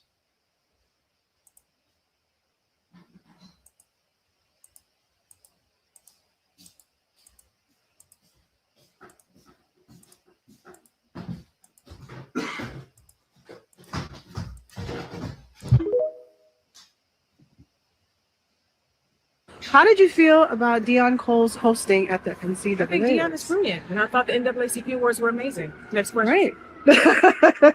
How did you feel about his prayer bit? You know, like, I think it was fine. I think he's a comedian, and we're going to let comedians do what comedians do. And I don't think anybody that got a hit didn't deserve it. And it was playfully done. What's the problem? Yeah. I mean, so he's been getting some death threats from the Barbs. Because that's what they do. And sadly, I wish the Barbs and most of the... Now, I want y'all to pay attention, because this here is going to break down the struggle and political fight between the radical right and the radical left. And as FBAs, we're in the middle watching the show. Now, she's going to start off going after some of the radical right and everything. But then at the end, she's just going to completely lose me. She's going to go straight radical left. And as FBAs, we're in the middle watching the show. Pay attention. Our bots, I think we found out. So I don't know how a bot is going to do a death threat, but good luck to that, I guess. I mean, so a lot of people are talking about Nicki Minaj in the news. And I know, like, you chimed in talking about how, you know, her staff at the time, like at her house, I don't know who did it. I was not there. I shared what my friend shared. My friend is not a liar. So if my friend said it happened, it happened. They can do with information what they want, but that's what happened to my friend. I don't know who did it. I know it was at her house. Yeah. And let me say this too, because I think sometimes people use God a lot to threaten people. I fear God only. Yeah. And if I leave this earth because I said something about Nicki Minaj, that's sad for the people that would do that for Nicki Minaj. But I'm not afraid of those people. Bring what you got. Yeah. I serve the Lord. I speak the truth. And if you're not kind to people, I will speak about it. If you hate me because I talk about people that are unkind, then what does that say about you? Yeah. You know, there's a debate. Some people are thinking maybe we should just, you know, respect her political beliefs. I think what we should let's switch this. You see this pen? Yes. This is what matters in the world. What a rapper who supports a pedophile says does not matter to me. This matters to me. Right. Voting rights matters to me. The fact that Black people are villainized, the fact that DEI is villainized, those things matter. What that woman thinks and why she supports a pedophile in office does not matter. Let's get ICE out. Let's make sure that people can vote, and let's get this country back to being a kind, wonderful place for all. The rest is vapor and noise. It does not matter. This matters. What that woman thinks of me and what that woman says does not matter. This, people, kindness, decency, diversity, equity, and inclusion, that is what matters. Make sure you're registered, make sure you vote, and let's get kind people in office so they can make things better for all. Kind people in office, diversity, equity, and inclusion. 2030, UN 2030 agenda. This is what they're pushing. All inclusive societies for everybody. So you have the radical right, radical left. You got to understand what these talking points. Hold on, watch this. Watch this. UN 2030 agenda.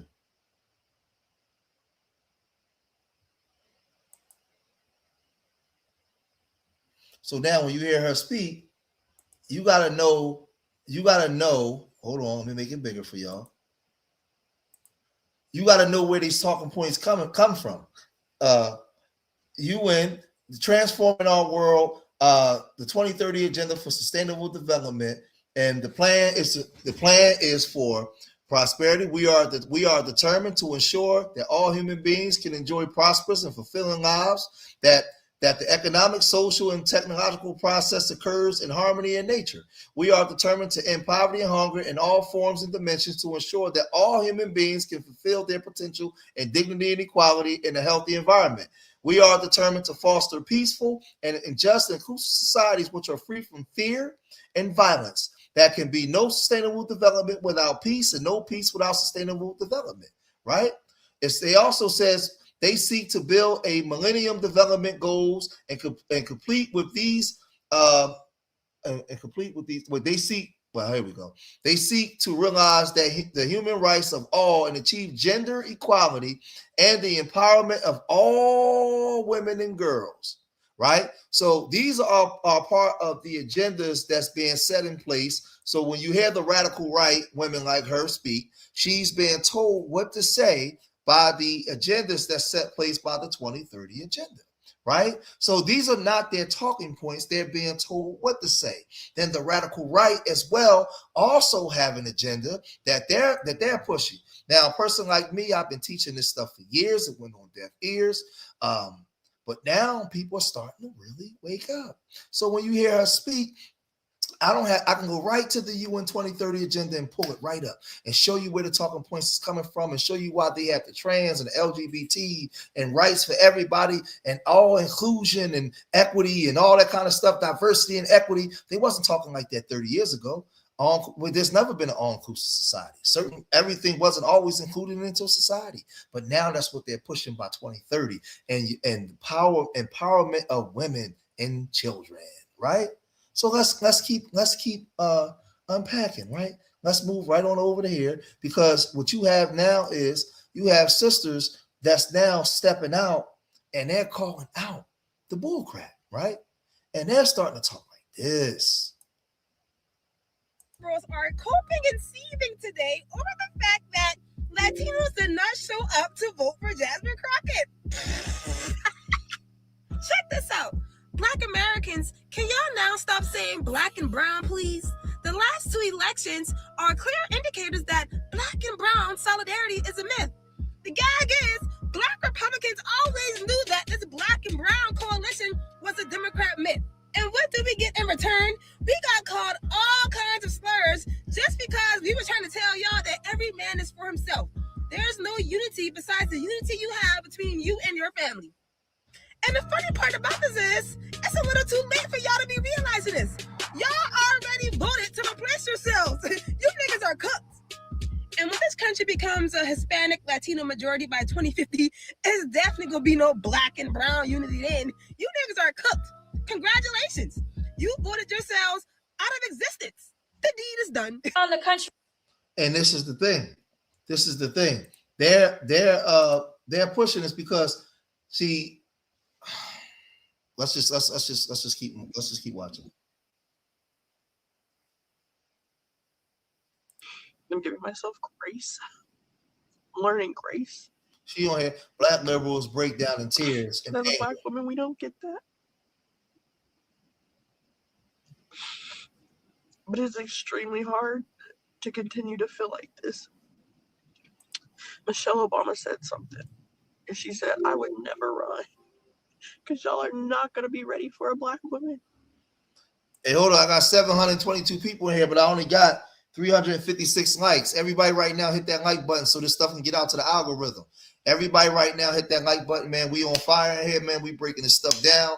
Everybody right now hit that like button. Everybody, please hit that like button. It's for free. It's free. It don't cost you nothing. If you guys want to donate to Urban Nerds, my nonprofit, you can donate. It's going across the top there. I ain't even got my banner going across the bottom.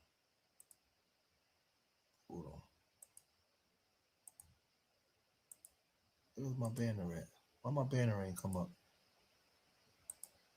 Oh, I don't know. I don't know why. But you guys want to donate? It's pinned to the top. You guys can donate to the foundation, right? So let's proceed.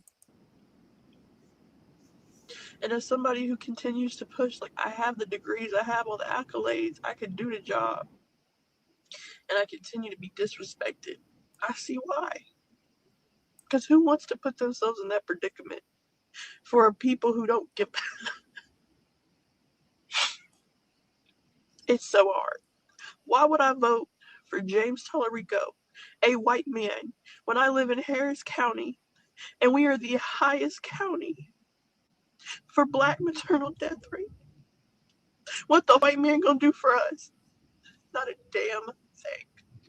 What's absolutely ridiculous is that they're saying, oh, Black people only want to vote for her because she's Black. They only think that because the only reason they don't want to vote for her is because she's Black, because it can't be because of what type of policies she's running on. It can't be that. So they think that we're motivated by the same things, even though throughout history, we voted for white people and have continued to vote for the best option for everyone. But they're too dumb to get it. 92% ain't gonna like this, but this is just the truth. Listen, family, Jeff. Now hold on. Let's unpack that.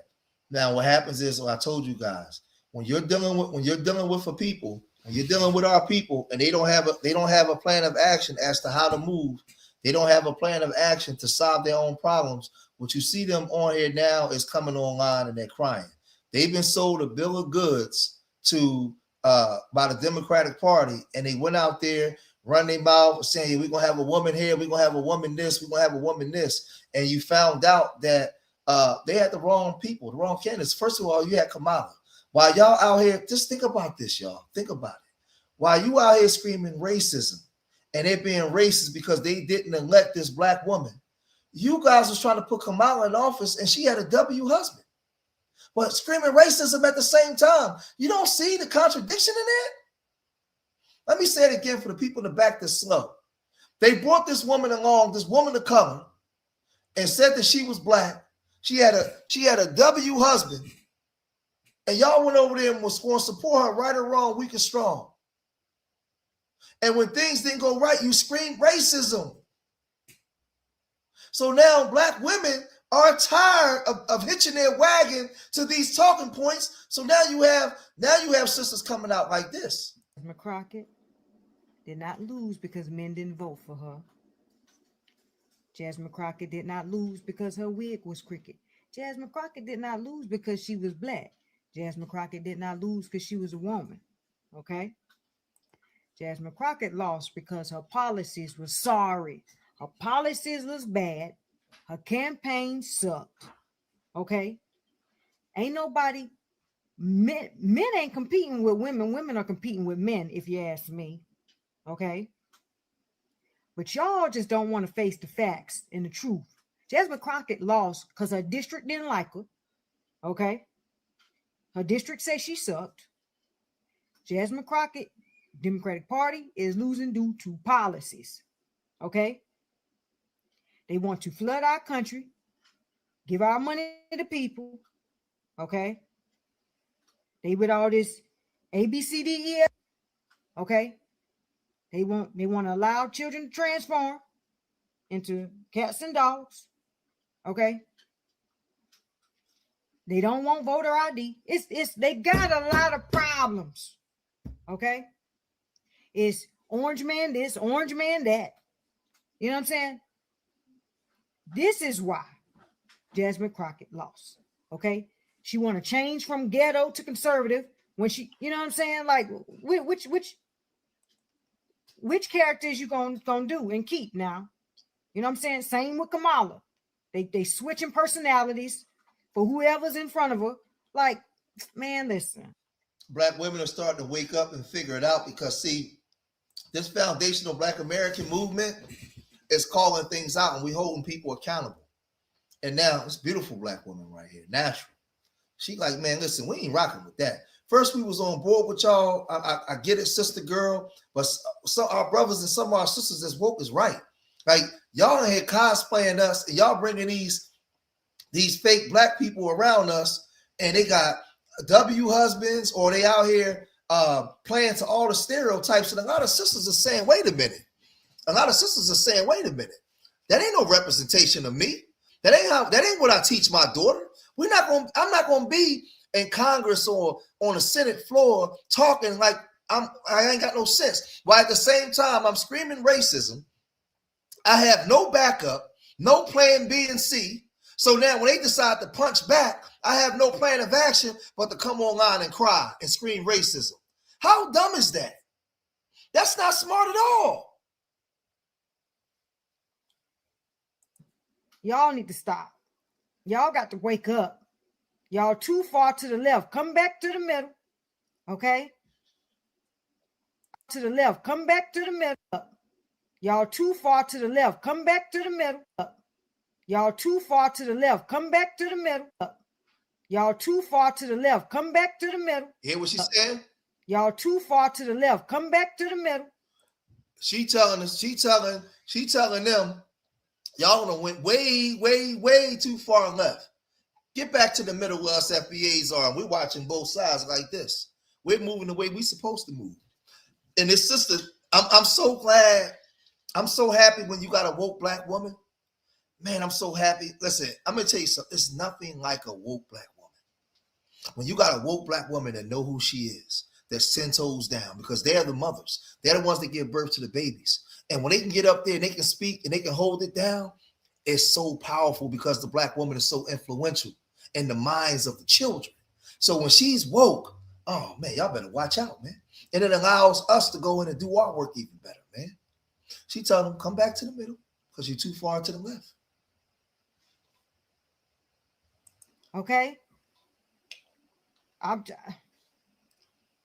sorry, y'all. This is just the truth. Y'all got to deal and change your policies, change your attitudes. Peace and blessings. The amount of black people that think Jasmine Crockett should have won just because she's black, or felt like the Democrats have to vote for her because she's a black woman, is crazy to me. And this is why the Democratic Party keeps losing. You guys are not offering anything to anybody other than the fact that, oh, I'm a black woman, vote for me. Did y'all not learn y'all lesson? Why do y'all keep doing this? Mind you, she lost against another Democrat. She didn't even lose against like a Republican, but they're still mad at each other. Now they're mad at, Hispanics, because they said that the Latina vote was the reason why she didn't win. But y'all never blame yourselves. Y'all always want to point the finger at white people, point the finger at Latino people. Jasmine Crockett is only appealing to a small part of the population. Jasmine Crockett is not appealing to the Latinos.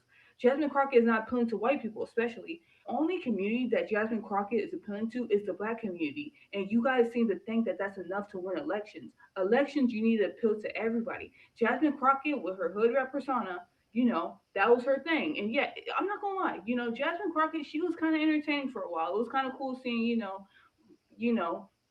somebody with weave and eyelashes, because I wear it too. So, I get that it's cool for representation, but you have to bring more to the table than just saying, look at me, I'm a black girl. I do dance videos and rap music. Hey, let me say this. All my foundational black, us grassroots FBAs, take a bow. Because they starting to hear us now. They're listening. They're using all the talking points that we used, that we was trying to tell them to wake them up. They told us that we didn't know what we talking about. They told us that we was a group. We was just some fringe group out here talking trash. No, it's a lineage. It's a lineage. Oh, I'm sorry. I was looking down because I had my glasses on. I was looking at something. But it's a lineage. Right? The Lineage is the movement. And we was telling them, we was warning y'all that these people don't like us. These people don't rock with us. We was trying to tell y'all, but y'all wasn't listening. Now they on here talking like this now. Now they on here using all the talking points. I'm a black woman and I don't take no. I get it. It worked for Trump. Trump doesn't take whatever he wants. Jasmine Crockett tried to do the same thing and it worked for a minute, but now it's not working anymore. People are kind of tired of you have to bring more to the table than just having like a hood persona. It's funny because now black people are so mad that she lost. Now they're saying that they're going to call ICE because the Latinos didn't vote for her. Going forward, I don't want no other black woman to run for a major political office. Listen to this stupid emotional rant. Now, hold on before we see this part. This is why I tell y'all. This is why I tell you guys. And before we're going to read the article that the Atlanta Journal did on foundational Black Americans right after this. This is why I tell you guys, take the emotion out. Do not operate in emotions because these people are super emotional and they don't have no plan of action. So now just think about this. While they was making fun of us and saying that we was a hate group and we was spewing hate speech, right? 730 people in the room. We in here rocking. Make sure y'all hit that like button. Make sure y'all hit that like button. Make sure you guys are donating to Urban Nerds. It's pinned to the top. If you guys want to donate through PayPal, Venmo, or Cash App, make sure you guys are donating, man, for our trip we got coming up with my foundation. That's Hakeem right there. Y'all know Hakeem. Hakeem in his bag right now. He got his book bag on, right? That's our embroidered hoodies right there. You got the UN right here on the arm for Urban Nerds. You got the patch right there. You got the hoodie. That's our embroidered hoodie. But let's get back to it, right? This woman that's speaking now, she's they don't have no plan of action. Okay, so Jasmine Crockett lost. What's plan B? What's the next move? How they moving? Watch this. But then there's a sister that's gonna come in and check all that, right? There's a sister that's gonna come in and put an end to this sisterhood foolishness, because we need a real sisterhood, not this fake sisterhood with no accountability. We need a real sisterhood because the sisters are the ones that give birth to our babies, man. It's important. Country play too many goddamn games with us. Y'all did it with Stacey Abrams, y'all did it with Kamala Harris, and now y'all done it with Jasmine Crockett.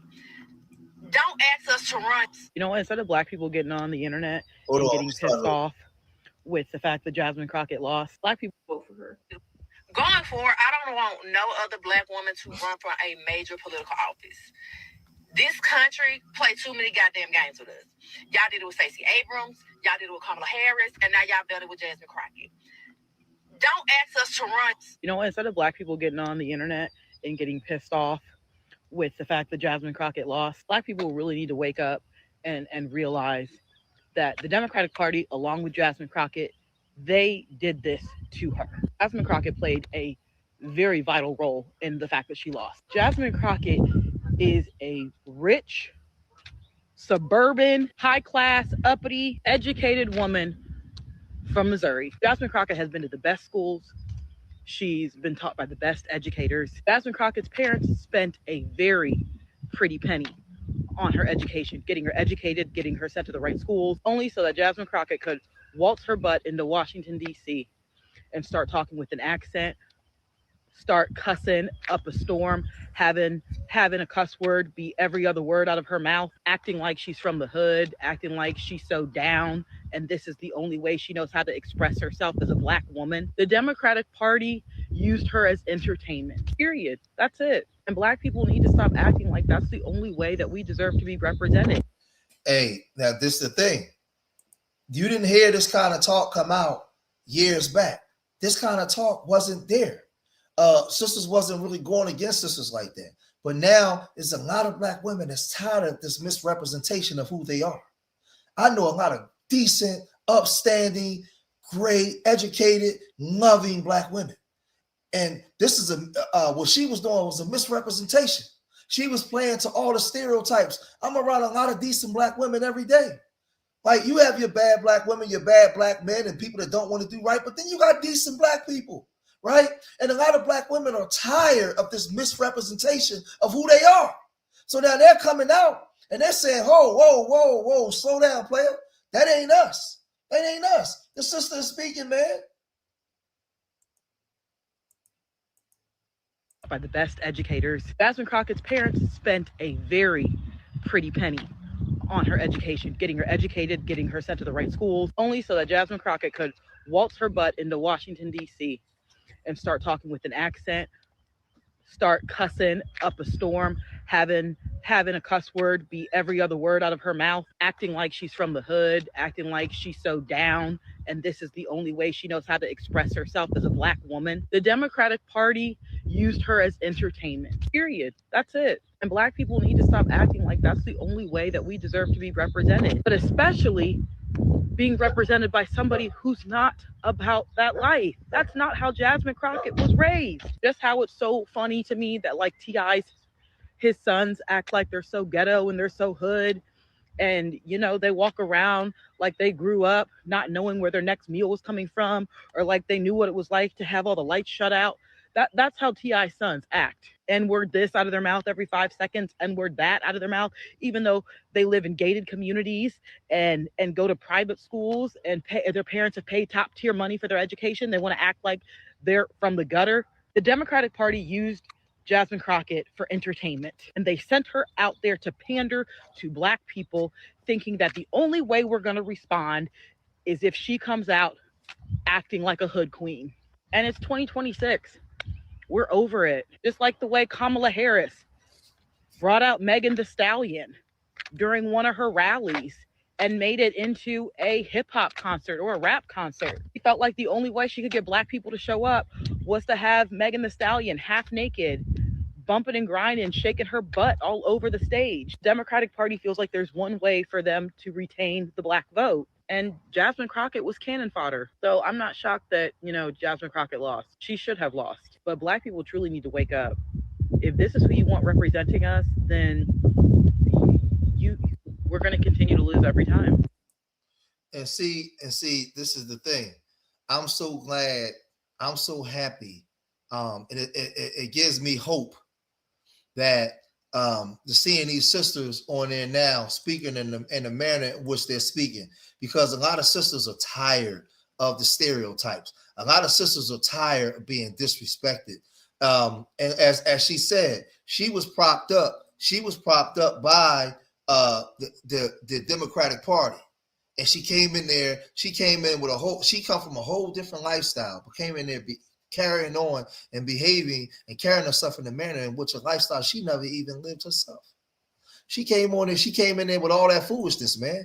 And it gets crazy, right? But let's look at this, right? Hold on. Let's look at this, right? There was an article.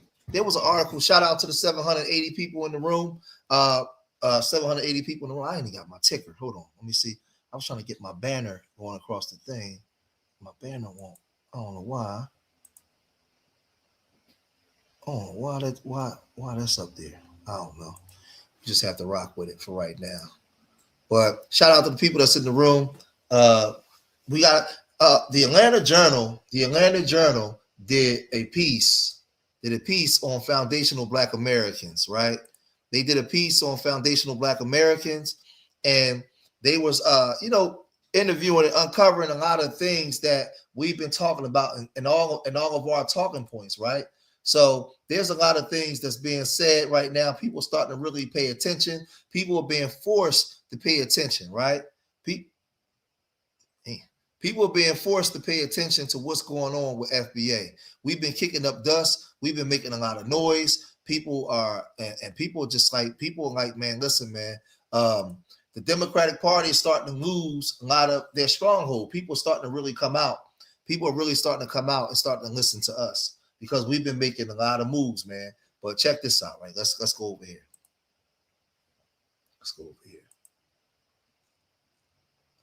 Right? While so many ethnic Black Americans are sitting out of the ICE protest. So let me make this bigger so I can see, because I know I'm blind as a bat. Most of our nation have been in shock by the brutality resulting in several deaths of American citizens as well as immigrants under the ICE age, carried by President Donald Trump, federal immigration and customs enforcement officers. This sentiment of shock is shared by most, with the curious exceptions of many ethnic Black Americans or American descendants of U.S. chattel slavery. Since 1526, when the first slave ship touched down in the Carolinas and erupted into the first American successful slave revolt, the ethnic Black American have always known what the pursuit of life, liberty, and happiness for all would require on this land: courage and sacrifice. After the Civil War, the U.S. Constitution was amended to include the children of slaves, ensuring they would remain freedmen and the nation their ancestors built on the backs and bodies for over 3 centuries. Ethnic Black Americans, or foundational Black Americans, are the first birthright citizens in the history of America and one of the oldest ethnic groups in the country, right? Civil rights movement focused on expanding rights for all. The ethnic Black American and or American Indian were the first people sacrificed to make America great. We were also the first group to fight voraciously and win constitutionally and form and some form of moral justice, which when then expanded and demanded for all oppressed people who touch the shores of our nation. And yet we are not and have never been immigrants. While others choose the American dream, we were the involuntary fuel used to propel America into a first world superpower. Our enslavement was a canonizing trauma that resulted in the unique American ethnogenesis, the ethnic Black American and involuntary martyrdom of millions that created modern day America. The foundational Black American has fought in every American conflict, from the first life sacrifice by Crispus Attucks in the Revolutionary War to the Civil War and the 1.2 million Black soldiers who turned the tide of World War II. The ethnic Black American and or American Indian were the first people sacrificed to make America great yet. We are also, wait a minute.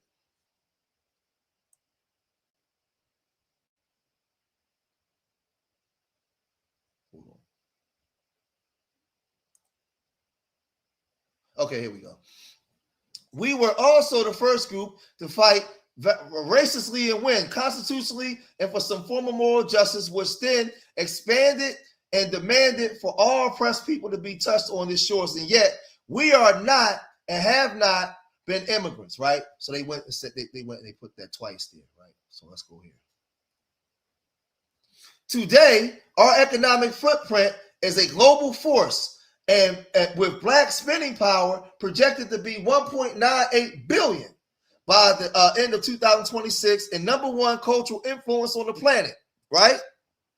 Yet, with our advancements in America, many of us have recognized a painful contradiction.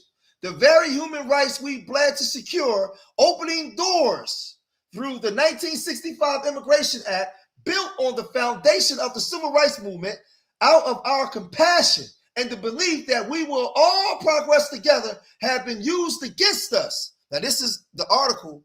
This is the article. Make sure y'all hit that like button. Make sure the numbers is growing while we're reading this, because this is important. This is an article that was placed in the Atlanta Journal, right? So that means that they're paying attention, right? Yet, with all of our advancements in America, many of us have recognized a painful contradiction. The very was used against us. Today, our economic blueprint is a global force with a spending power of 1.8 year, right? So they put it twice, right? The benevolence of our historical intent has been proposed. The Black American moral footprint in America was never intended for our community to be used as expendable pawns in a proxy war between political parties. The hard-earned resources we fought to access and willingly share are the very ones from which we are promptly removed. Promptly removed, right? We fought for scholarships for all, just to be cut out of them. We marched to secure jobs for all demographics, just to be removed from them. We fought for people of color, women, and immigrants of all nations to be represented, just for our own representation to be erased by the very people we fought for. Woo-wee. So it has become a source of national shock to witness ethnic Black Americans declaring across social media that we will not serve as a moral compass for immigrants' rights movements. for Republicans and Democrats alike. The expectations was always that the ethnic Black Americans will fight for the oppressed, but the shock itself proves the problem. It reveals a deep-seated belief that Black bodies are a public utility, expendable foot soldiers in the proxy war between two parties with our own benefits never upheld. Now, a disoriented nation attempts to navigate a landscape it no longer recognizes. While we may sympathize with the removal of immigrants and the brutality in which it is being accomplished, many of us have chosen to sit this one out. The reason is layered, woven in America's subtle proxy war, a war where ethnic Black Americans sacrifice. Once a beacon of hope to all has shifted into native martyrdom, and the fruits of our blood sacrifice are repeatedly eaten by others. Man, oh man. Man, oh man. For decades, we've operated under the illusion of Black and brown unity. We viewed those arriving at our borders as our allies, only to realize many were not escaping oppression for all so much as seeking entry into an existing American hierarchy. One where opposing is acceptable as long as the severity of the oppression includes them. We were forced to confront the reality that for many immigrant groups and people of color, Hispanic, Arabs, South, North Asians, and members of the Caribbean and African diaspora, American assimilation often requires the adoption of anti-ethnic Black Americans. Man, as non-immigrants, we never understood that the chase of the American dream meant to distance oneself and even denounce those who fought for this dream to include all people. Man, this thing is heavy, man.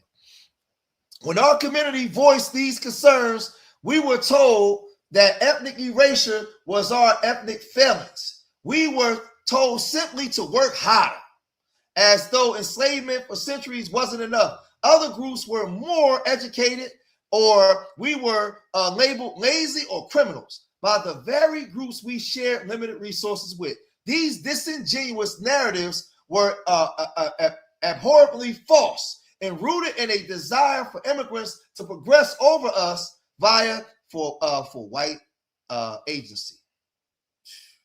Man, hold on a second. Hold on.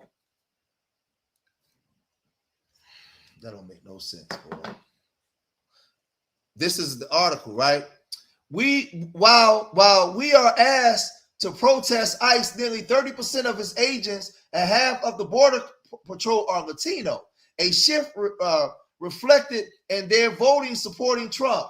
We have watched people of color who claim the latter we built become architects of our erasure. Dismantling affirmative action, speaking against our specific reparations, and as revealed in 2022 Los Angeles City Council audio, using W supremacist talking points to neutralize Black political power. Wow. Y'all notice how the numbers drop when we read this? The algorithm start taking away the numbers. That way, that's why y'all got to make sure y'all hit that like button. Because remember, this is in the Atlanta Journal. All right, this is in the Atlanta Journal. So I'm bringing y'all some information. Right, this is the last part. Political parties have treated the ethnic Black Americans loyal as a subsidy for everyone else's agenda. Our kindness mistaken for weakness, our compassion uses a proxy war that benefits everyone except us. We are now defined as F around and find out. We have forcibly pushed America into a better moral nation for over 5 centuries. However, we never intended that moral inclusion to exclude our specific agenda as an ethnic group. We understood our natural power to move the American needle. We simply chose to share it out of compassion, not out of foolish martyrdom, until more Americans, old and new, began to understand our historical significance and their group's advancement. Foundational Black Americans will be at the cookout planning our next moves instead frontlining someone else's proxy war. Man, oh man. That's the article. That's the article that was written. That's the article that was, hold on a second. Hold on. I don't know why that jumped so far behind. That's the article that was written in the Atlanta Journal. And people now are starting to wake up and pay attention. People are starting to be forced to pay attention to what's going on. Our voices are starting to be heard, right? We're starting to yell it loud from the rooftops, and people are starting to be forced to have to acknowledge what we've been going through. He sounds cooking like fish grease. Yeah, I had to lay it out. I had to lay it out the right way, man, because that stuff, man. Listen, man. We've been getting disrespected a lot, man. We've been getting disrespected a lot, and a lot of these immigrants have been coming here, man, and really disrespecting us and talking down to us, man. They've been talking down to us in a lot of ways, man, and that's why we got to segue into the second part of this. My last 30 minutes of the stream, 30 minutes, we got to segue into the second part because Godfrey was sitting down with Kabir Bajabiamila, man, and the former Nigerian player, and they were talking about Black American culture. They had this FBA brother on the show, and in my opinion, I felt like this FBA brother didn't do a good enough job, right? He didn't do a good enough job in explaining what foundational, what FBA is and why FBA is here in the first place, it being the lineage and what the actual movement is, the Lineage Nation, right? Oh,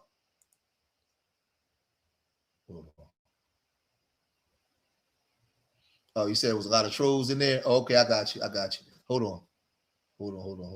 Let me mod Nikki up real quick. This thing keep moving. Hold on. Add as a moderator. There you go, Nikki. All right, so hold on for a second. My chair. So we got Godfrey and Kabir Bajabiamila, right? They're out there and they're using these talking points. And in my opinion, I didn't feel as though Kabir is they brought the guy on there. They need to either have Tariq on there or bring somebody on there that can really break stuff down and really have a real conversation, right? So in this conversation, they're talking about, hold on a second. Yeah, let me get it here. Let's share the screen. Let's put it on here.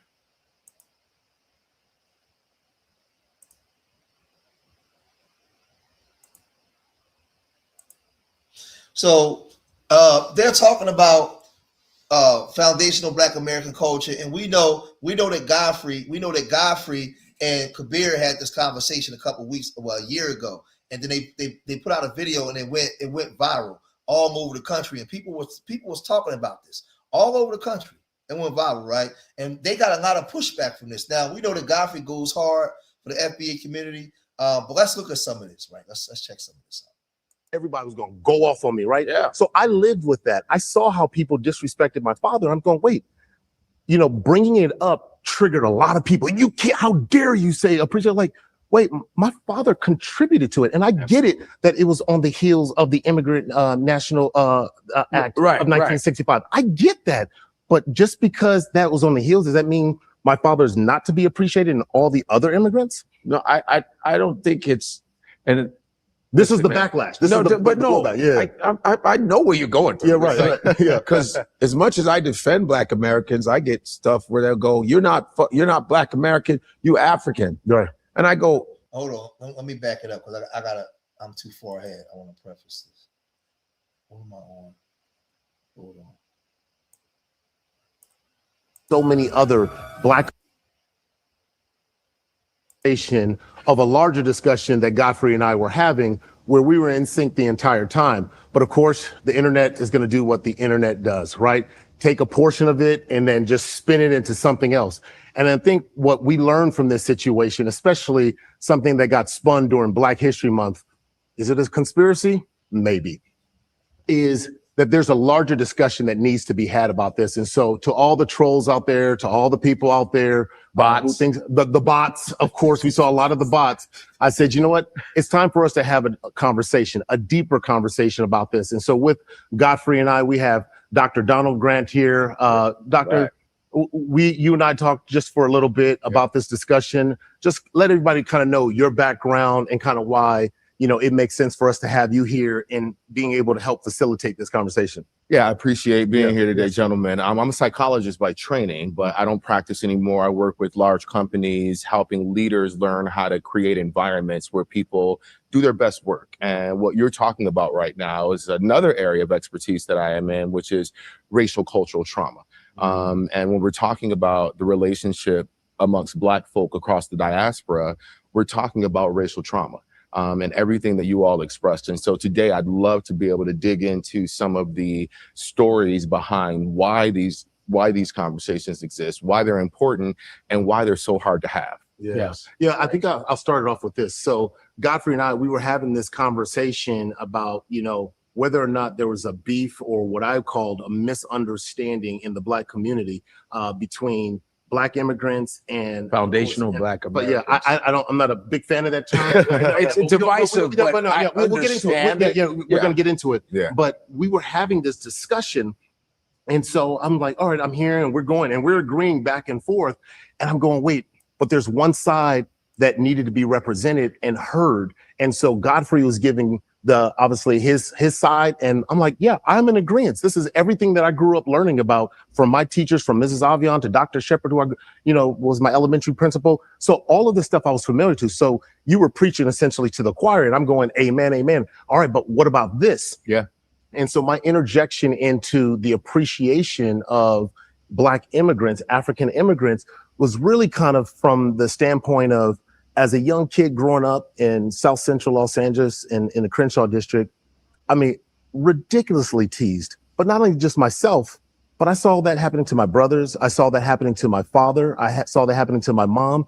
In fact, there was a point in the conversation where this was unscripted, where Godfrey and I were talking and we goes, but y'all Africans. And we kind of in sync and going like, wait, that came from somewhere. Absolutely. And that's the trauma that being a young African kid growing up, I couldn't hide from it, right? My name was Akbar Bajabiamila. The first thing you knew, everybody was going to go off on me, right? Yeah. So I lived with that. I saw how people disrespected my father. I'm going, wait, you know, bringing it up triggered a lot of people. You can't, how dare you say, appreciate, like, wait, my father contributed to it. And I get it that it was.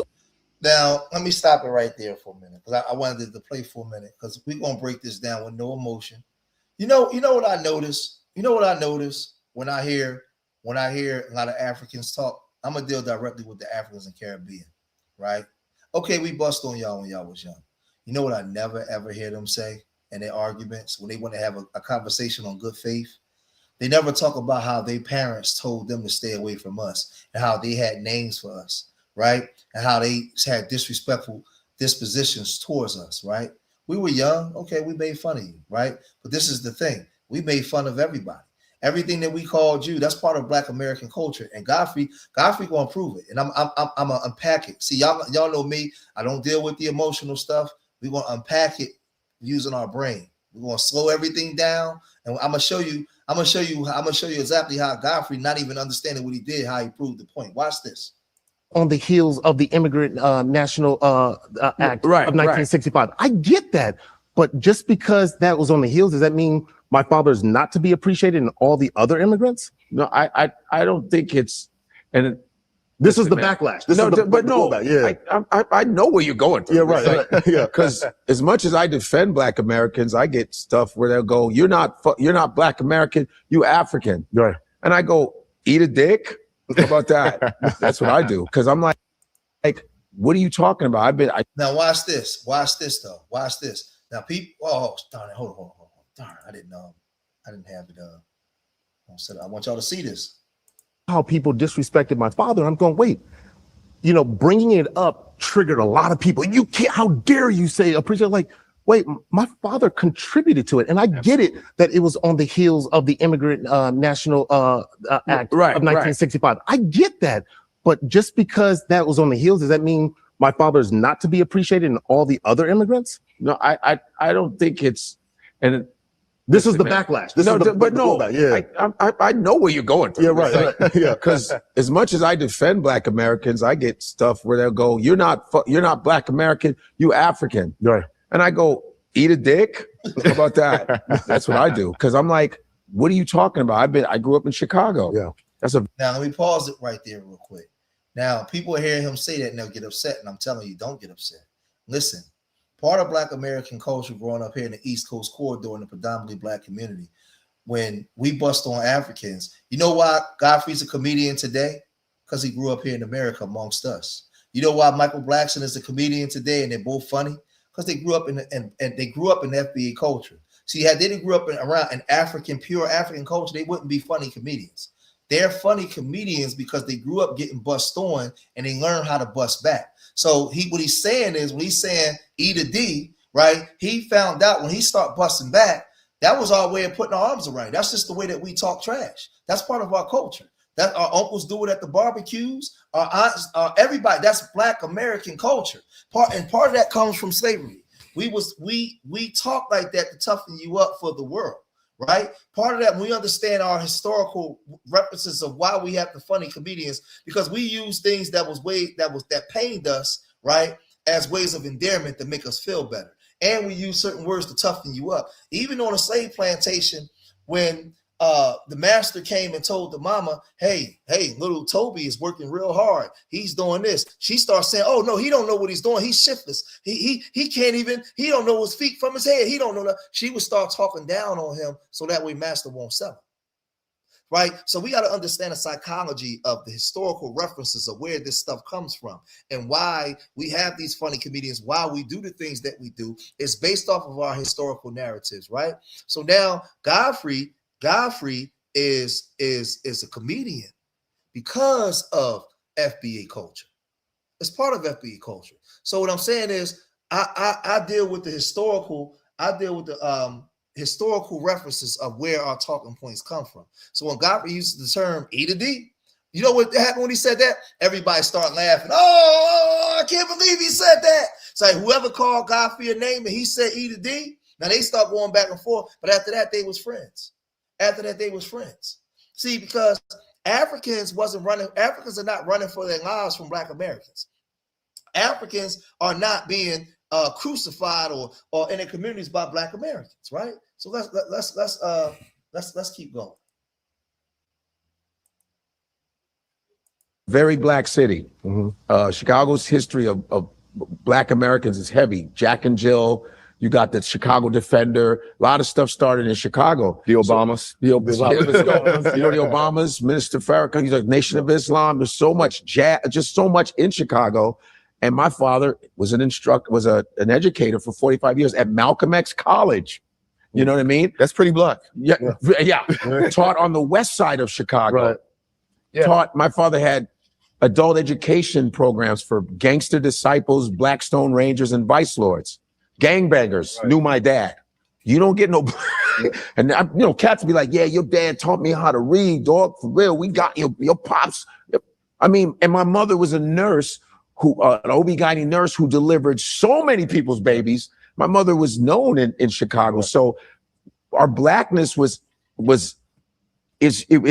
mended with Black Americans. Most of my friends were Black Americans. And of course there were immigrants, because in the area I lived in Chicago was the most integrated area in Chicago, because Chicago's the most segregated city till this day. And Milwaukee is second, which is not that far from Chicago. Yeah. So I was in both worlds, like you said, getting made fun of. They used to make fun of me all the time. And I remember this girl named Lois, and I will never forget her. I saw her not too long ago. I hadn't seen her in like 30 years. I remember I was mad about something. I was what 11, 12. And this girl, Lois, she was heavyset at the time. And I remember she was treading water. We had a swimming pool. And I said, she goes, what's wrong, Godfrey? I said, yeah, they keep making fun of me being African. And she goes, and I will never forget, she goes, well, at least their ancestors weren't slaves. See, at least you have something to connect to. They don't. It's coming. And I go, wow, that's the truth. She goes, that's coming from trauma. That's coming from insecurity. Yeah, but you don't understand that as a 12-year-old. You're just like, they're just making fun of me. Most 40-year-olds don't understand. No doubt. Yeah. Yeah, and I was just going to add to that. This is like that trauma I get now as an adult, but I don't think a lot of, like Black Americans understand the trauma that also caused, because, if you're participating, and you saw it throughout movies, you saw it throughout music. I mean, all of it kind of crapped on the Black African immigrants who came to this, and anyone who denied. Do you see how all this is just one-sided? It's a one-sided conversation. It's being spewed as if something is just wrong with foundational Black Americans. Something's wrong with us, right? But let's keep listening. It or says, as I saw in some of the comments, get over it. That was then. Whoa. Now we say get over it. Yeah. Now we say get over it. Like there's a conversation there, right? Like, so I'll let you get in on that. I mean, this is a part of the curriculum. I mean, we have to understand everything we're talking about is kind of grounded in this white superiority ideology. And remember, we're not talking about white people as individuals. We're talking about the curriculum that's created. So when African immigrants are told about Black Americans, they're told never be like Black Americans. That's right. When Black Americans are told about African immigrants, they say, at least you're not from there. And so there's this original story, this narrative that when a Black American man meets a Black African immigrant, they're both dealing with colonial trauma, yet neither of them has been told the same or the correct story of one another. And so that is the initial beef. And the ultimate goal of it is to maintain separation between the entire diaspora. I mean, just think if we were able to get Accra, Lagos, Johannesburg, Atlanta, Oakland. I mean, in 1990, I'll never forget it. It was a few weeks before my 13th birthday. Public Enemy released Fear of a Black Planet. We were in line for that. Yeah. So I remember getting the cassette tape. Me too. And so, again, talking about being hindsight in 2020, the things that we don't understand is that Public Enemy was talking about Black geopolitics 35 years ago. Yep. Fear of a Black Planet literally transcribed every. Now, hold on. Let me pause that because I gotta go off now. See, this is where when you get a guy my age and they don't have the right person on there having a conversation, because we're talking 1988, 1989, right? First of all, you have It Takes a Nation of Millions to Hold Us Back first, and then you have Fear of a Black Planet coming up right behind that. Before those albums even touched down, you had the Black Liberation Movement, the Black African Movement. You had Brother Lakim. Hold on. Let's prove the point. Rapper Lakim Shabazz. Hold on. Lakim Shabazz, rapper. No, it ain't gonna come up. Hold on. Here we go. Shit. You have rappers like this, right? Lakim Shabazz back in the day, right? You also had, hold on. King's Son, I'm a Black Man.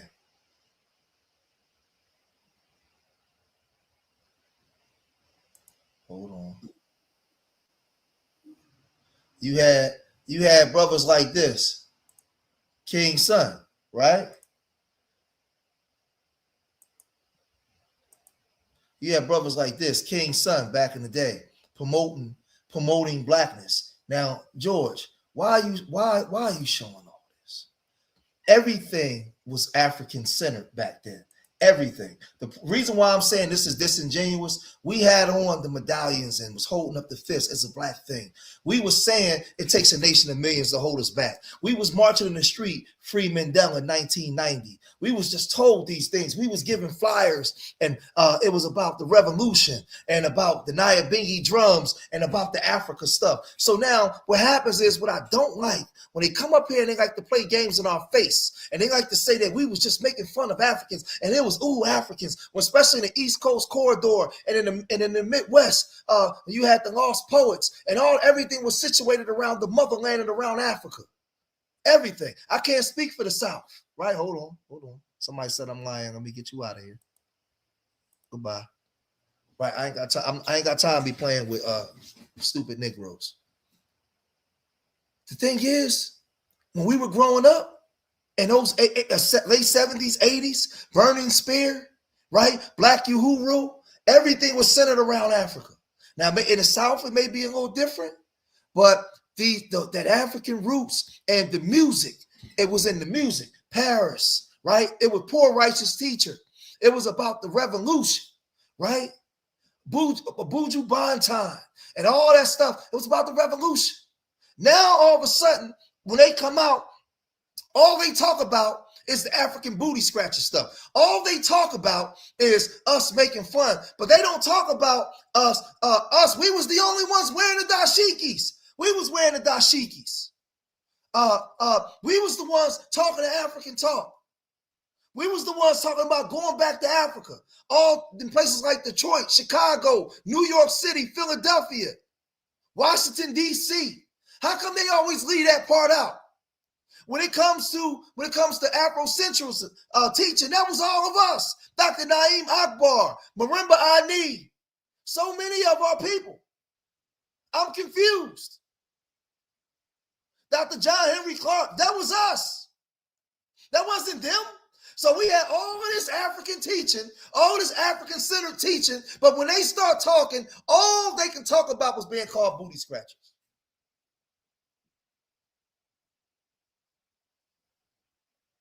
The term Ma'afa was created by Marimba Ani. Yeah, we had the Jungle Brothers. We had the Native Tongue family. All of that was African-centered. All of it was African-centered. The whole structure was African-centered. But how come they never bring that up? They always run right to, X-Clan. They always run right to the African booty scratcher trope. And I'll just be sitting there like, yeah. I remember the Dope Boys back in the day had the red, black, and green leather hats with the African symbol on them and the African jackets with the medallions. Everything was African-centered. Because we was always taught to look that way and not in the land right up under the feet we were standing on. But y'all come right in front of us. But that's what I'm saying. Queen Latifah, that's right. That's what I'm saying. They don't have the right people to come on there and set this thing straight. That can set it off. Y'all can't play with me like that. I grew up in that culture. That culture was my life.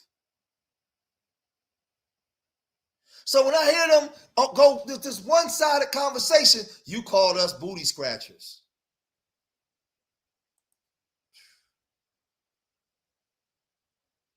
Yep. Somebody, brother, right here. Here you go. I'm 58 years old from Atlanta, and I used to shop with the Africans at the flea market on Peachtree Street in the 90s. I actually thought we were all for each other. Absolutely. Sister Soldier. All of it. We all was on the front line for Africa. That's why I'm saying we was all on the front line for Africa, Africa, Africa. That's why you have so much trouble with Pan-Africans where it's so one-sided, because the minute we start calling Africa out for their hypocrisy, now all of a sudden don't nobody want to listen.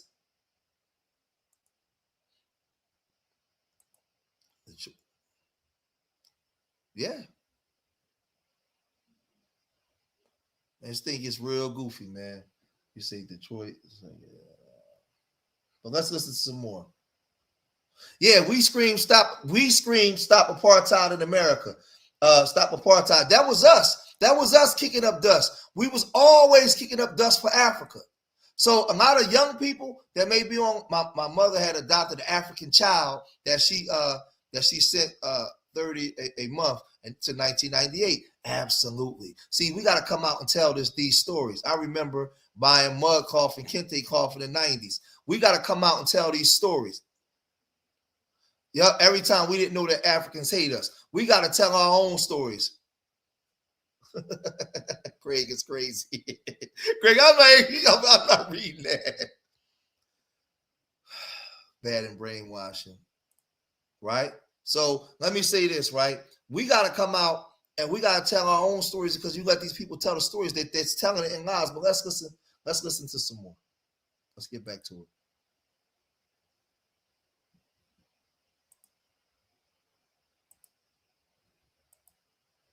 Go ahead, Did it stop sharing? Hold on.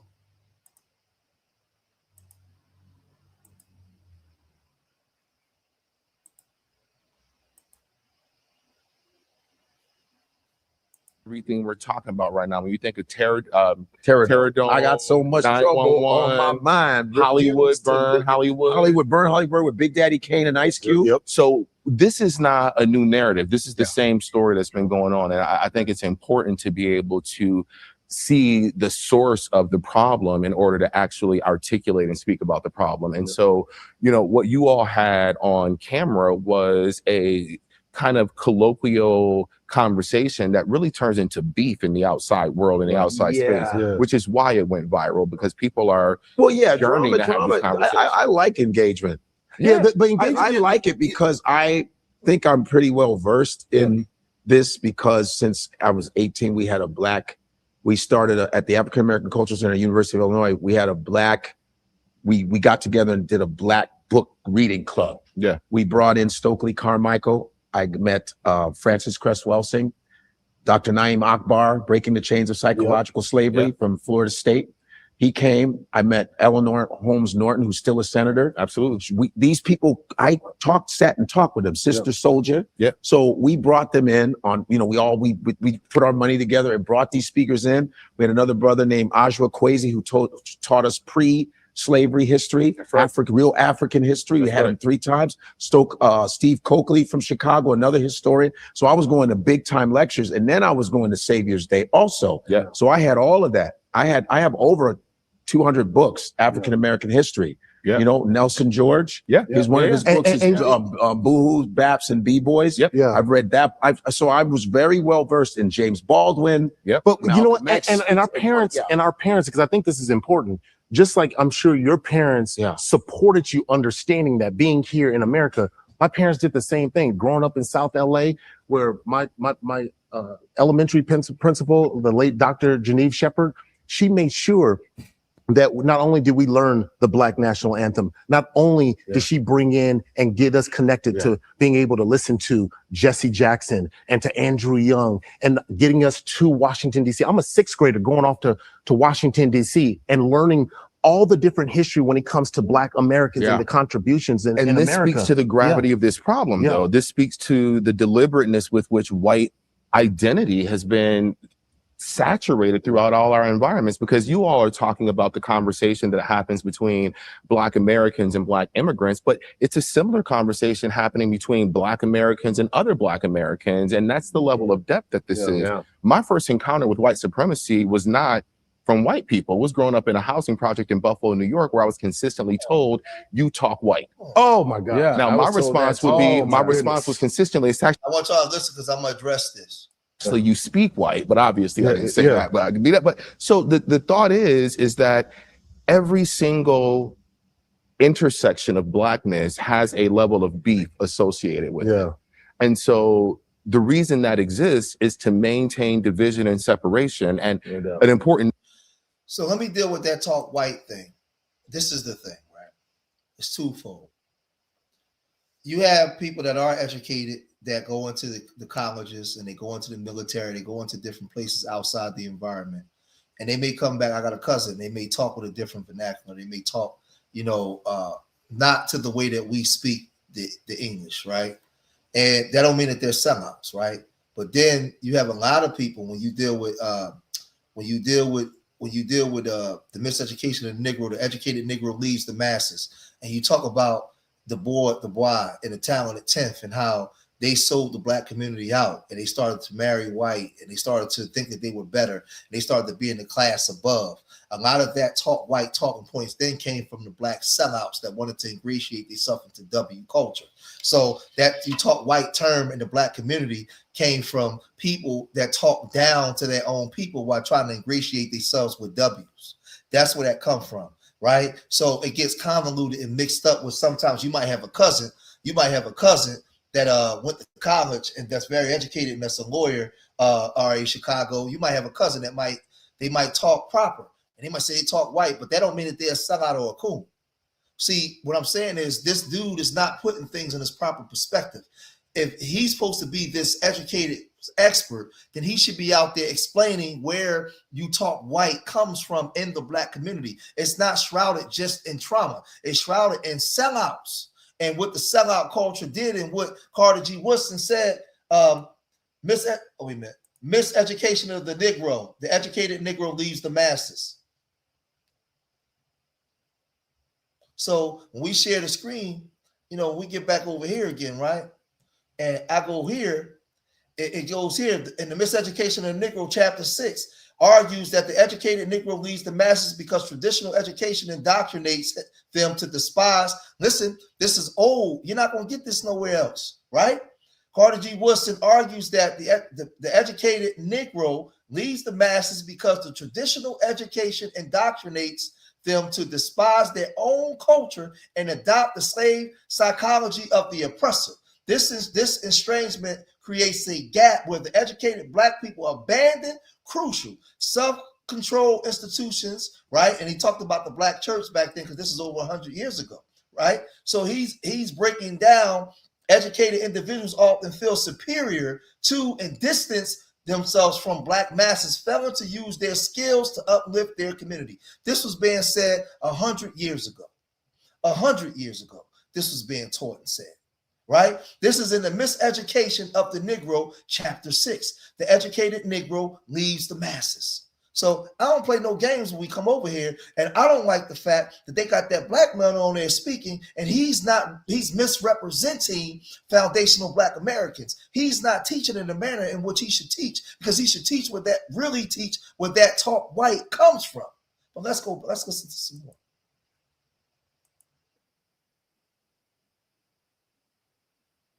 Yeah, right. It's still going up. Yeah, sure. Yeah. Like, so you talked about that because I want to get him, because that was something then in the comments.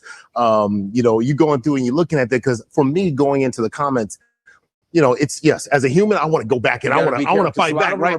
Yeah. But some of them, like one particular in the comments goes, well, yeah, he ain't a real one, something like that, like, because look at the way he sounds. And another comment person gets in there, well, he grew up in Crenshaw. No, that's where his granny lived. No, my granny lived in Nigeria. My granny lived in Nigeria. I grew up in the hood, but I'm like, wait, growing up in the hood, what does that mean? Like, then you start getting into the conversation of the Black card thing. Like, wait, so what do I have to sound like? Because I feel like, and tell me if you feel this way, that I'm in this conversation, that I feel like I'm uniquely situated. You're uniquely situated, being that I'm a first generation Nigerian born in America, grew up in the hood. My father experienced from the redlining and then racism and all the other experiences that are been negative and positive I've experienced. So where does that idea come of that I get to question your Blackness because of the way you sound? Like, what the hell is that? That's the dumbest but it ever, man. Doing stand-up comedy. Oh, have you experienced that? Yeah, of course. They would be like, why do you talk white? You talk this. It's trauma. And speaking white, I go, a lot of white people can't speak either. There are a lot of them. Well, one of the best responses that I've heard from that is, no, I speak the English of, James Baldwin. I speak the English of Frederick Douglass. Yeah. And, there were Black people who had a quote unquote command of the King's English. Yeah. Or I say tuition. I would say tuition. But My parents paid for it. How else am I supposed to talk? I didn't have a waste of money. Yeah. So let me stop this, because they're denigrating Black Americans by doing this. And this is the thing that I don't like, because when you get Africans come here, you get Africans that come here, right? They're not speaking their language. They totally abandon their language and their cultures and their customs and their everything. And they go out of their way to try to speak English the proper way. They don't. You know how many times I've encountered Africans and I've asked Africans, where are you from, brother? And they say West Africa. I say, where in West Africa? They tell me. I say, what language you speak? I speak English. Well, no, I want to know what language. I didn't ask you French, brother. You're not a Frenchman. What language do you speak, my brother? Right? And they'll say either they don't know the tribal language, or they don't be trying to speak it. They try to get as far away from their own language and their own culture as they possibly can. They run far away from it. But then they on here, and I'm saying the brother's not correcting it. Now, do you have some people say, why you talk like that? Do you have some ignorance within our community? Absolutely. Of course, we got some ignorant people in our community.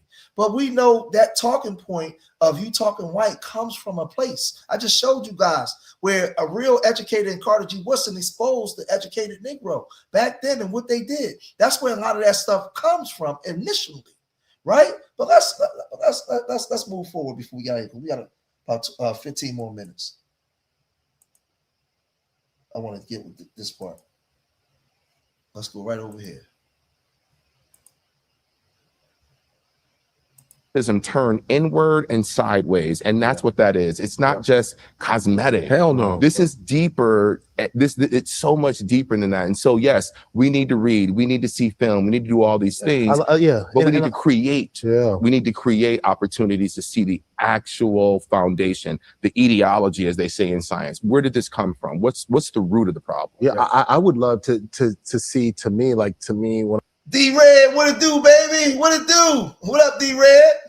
I think about this, like, hey, what's the resolution? Like being able to have more, and especially even if it's just in our Black community, being able to have the real education of, what happened in Africa. Like a lot of people don't even realize, like, Africa is still, and when we're talking about Africa that is cut up with 54 countries, they're still there. That's a new concept. Prior to them, there was not 54 countries. It was just there weren't borders. It was there weren't borders. It's just one Africa with a bunch of different kingdoms that went around. But then, as we've talked about before, when you talk about the Berlin Conference and the mad dash, slice it all up and just slice it up, like you're splitting straight down. It's like somebody coming down your house and splitting it straight down the middle and saying, nope. You have your like, yo, this is the same house. And now you got us fighting against each other. But when we start learning that history here in America, I think what it does, it balances it out, because I think there's a lot of the history here in America purposely not told. And I'm sure maybe it's the same back in Africa where of course the American history isn't told. Oh no. And that is so. And then what we do is we get them here and we get them fighting amongst each other. I think to me, I think straight up, it's the dumbest thing ever. Like, it's the smartest thing for them, right? But the dumbest thing. So when all these clowns are like, you come in, I'm like, no, bro, like this is the wrong fight. You don't want that smoke. You don't want. It's not me you coming after. It's I don't understand why they're messing with him. You went to NFL. That's black. I mean, that's as black as you get. You risk CTE the NFL for the culture. I made it to the NFL. I played for the Raiders. I don't know how black you are. I played for the Raiders. I don't know how black you want me to get, brother. So I want to talk about this. There's this term that I know people are not gonna like this, but I don't like the term FBA because I think it is the most separatist term coined back in 2019 by Tariq Nasheed? Tariq, I know Tariq. And Tariq Nasheed coined this term, and maybe he had good intent because it's like, hey, how do we separate when it comes to reparations and being able to say, hey, this belonged to the black slaves that came to America and their descendants. And I get that. I get and understand that concept. But what it does, it furthers this idea of separation. And I think back again to childhood and the stuff that even as an adult, like, I'm not African, I'm anything but African, right? Now, hold on, let's back up. You can't further something or disconnect something that was never connected in the first place.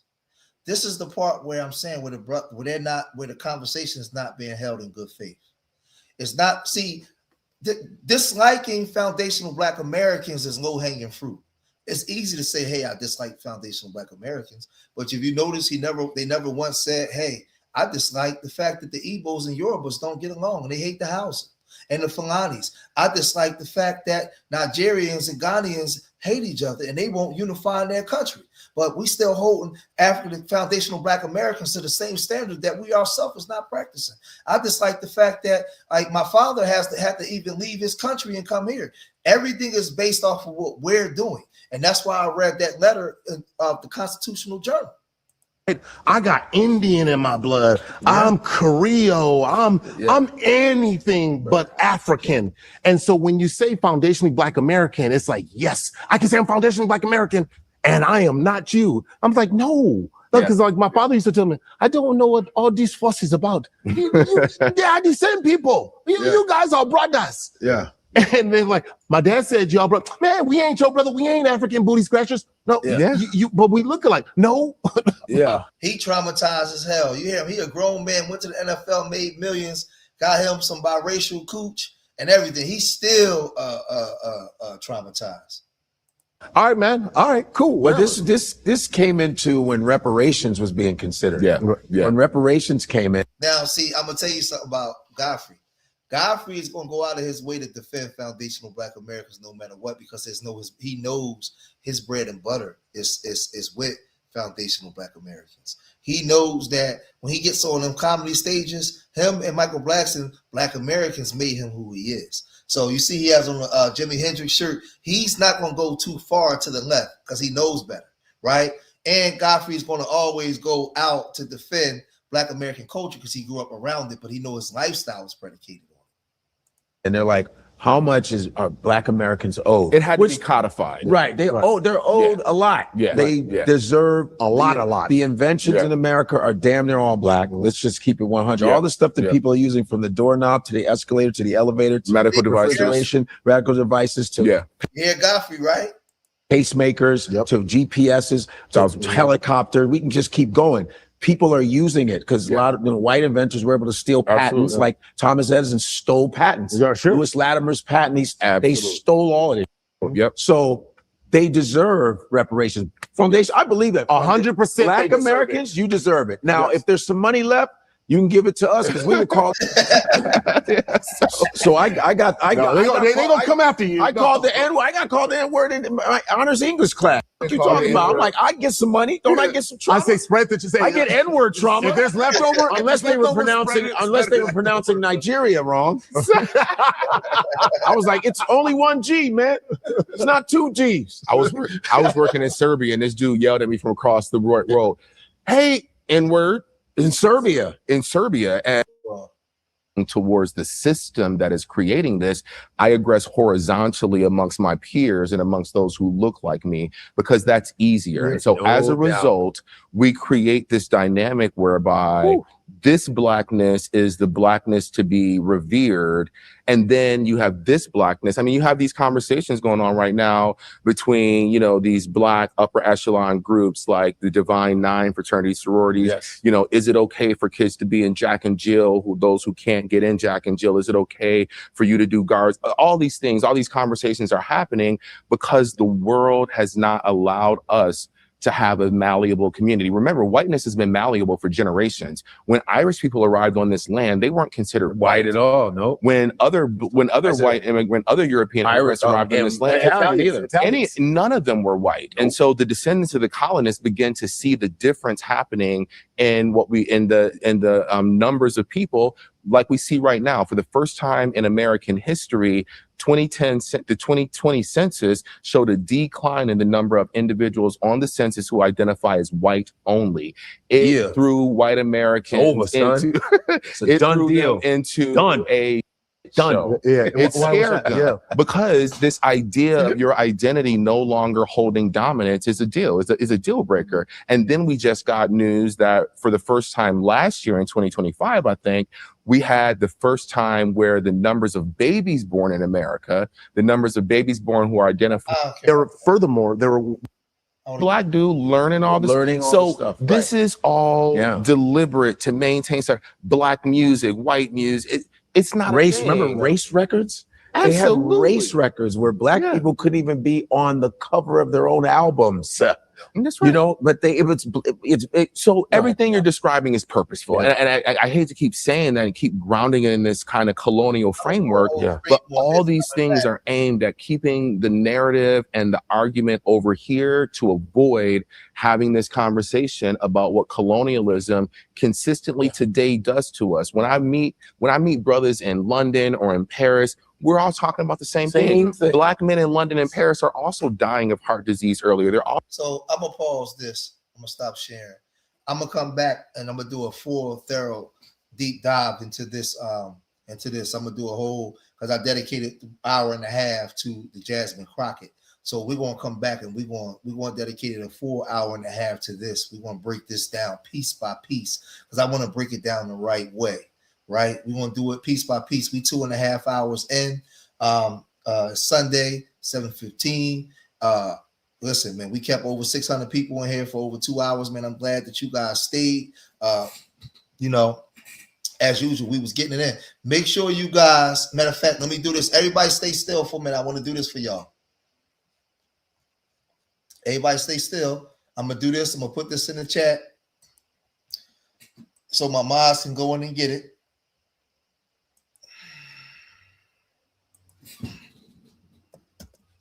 Mods, grab that. That's that article. That's the article for the that's the article that the Atlanta Journal did for FBA. Make sure you guys get that. Make sure all the other YouTube channels, FBA YouTube channels, get it, and they come out and they start showing it. All my mods, make sure y'all get that and post that everywhere. That's the article for that was posted in the Atlanta Journal where they talking about us, man. So listen, man, we got some work to do. I'm hungry, man. I ain't eat no food all day. It's like 7 o'clock. I'm not supposed to eat nothing after 7. I'm starving because I'm on here talking to the family, but it's time to get out of here, man. But what we got to do, remember, we got to learn how to move without the emotion. Take all the emotion out and let's start moving cerebrally. I don't care if he or she says something that you don't like. I don't care. Sit back, stay calm, listen to what they say.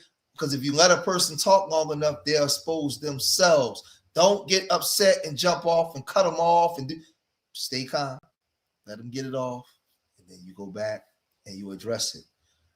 Jasmine Crockett made some catastrophic mistakes in a lot of her policies and the way that she carried herself while she was fighting, in there in the Texas government. You on there calling these people W supremacists. You on there saying that these people don't deserve their jobs. You're throwing out accusations. When you are surrounded by all the W supremacists, you're calling them that in their own house, and you have no backup and no protection. That's not the way to move. And a lot of Black women are tired of it. A lot of Black women are tired of these misrepresentations of who they are. And Black women are now starting to come out and starting to speak out and speak up and saying, that ain't us. We love you, sister, but you don't speak for us. So Black women are starting to hold other Black women accountable because they themselves are tired. And when you get sick and tired of being sick and tired, you start being about it. And there's a lot of things that's going to be moving in 2026, 27, 28. And we starting to make moves, man. Foundational Black Americans up, accountability, right? Comfortability leads to accountability. We ain't got time to be comfortable. We should all be uncomfortable because the Latino and Hispanic community is letting us know how they're moving. They're letting us know how they're moving. And we've been blowing the whistle and the trumpet for a long time now. And for many years, it went on deaf ears. And our biggest detractors was our own FBA family because they thought we was crazy. They said that we didn't know what we were talking about. And they was fighting tooth and nail against us until these Hispanics, Asians, and a lot of these African immigrants and Black immigrants have come out and they have went out of their way to let our people know that we were right. Now you start to see all these FBAs starting to now be mad at the Democratic Party. They're starting to call out things because they was hearing us talk. We was at the barbecues. We was at the parties. We was in the gym. We was on the job. We was in the car. We was running our mouth and we was speaking loud. And they was saying, oh, y'all don't know what y'all talking about. Y'all just a fringe group. Oh, man, y'all being divisive. And now they finding out that what went on in California, what happened in Texas, and what's going to start happening around the country. Because you voted and fought for the very people that was coming in to overtake you, that don't respect you, that want close proximity to whiteness, to the W's. A lot of Africans and Black people that look like you believe that the only reason why you was able to influence the world and achieve the things that you achieved in this country because you had close proximity to the W. They don't believe that you are capable of doing it on your own. They don't see you as nothing greater than them. They believe that if they can come here and take your place, that they too can achieve things greater than you.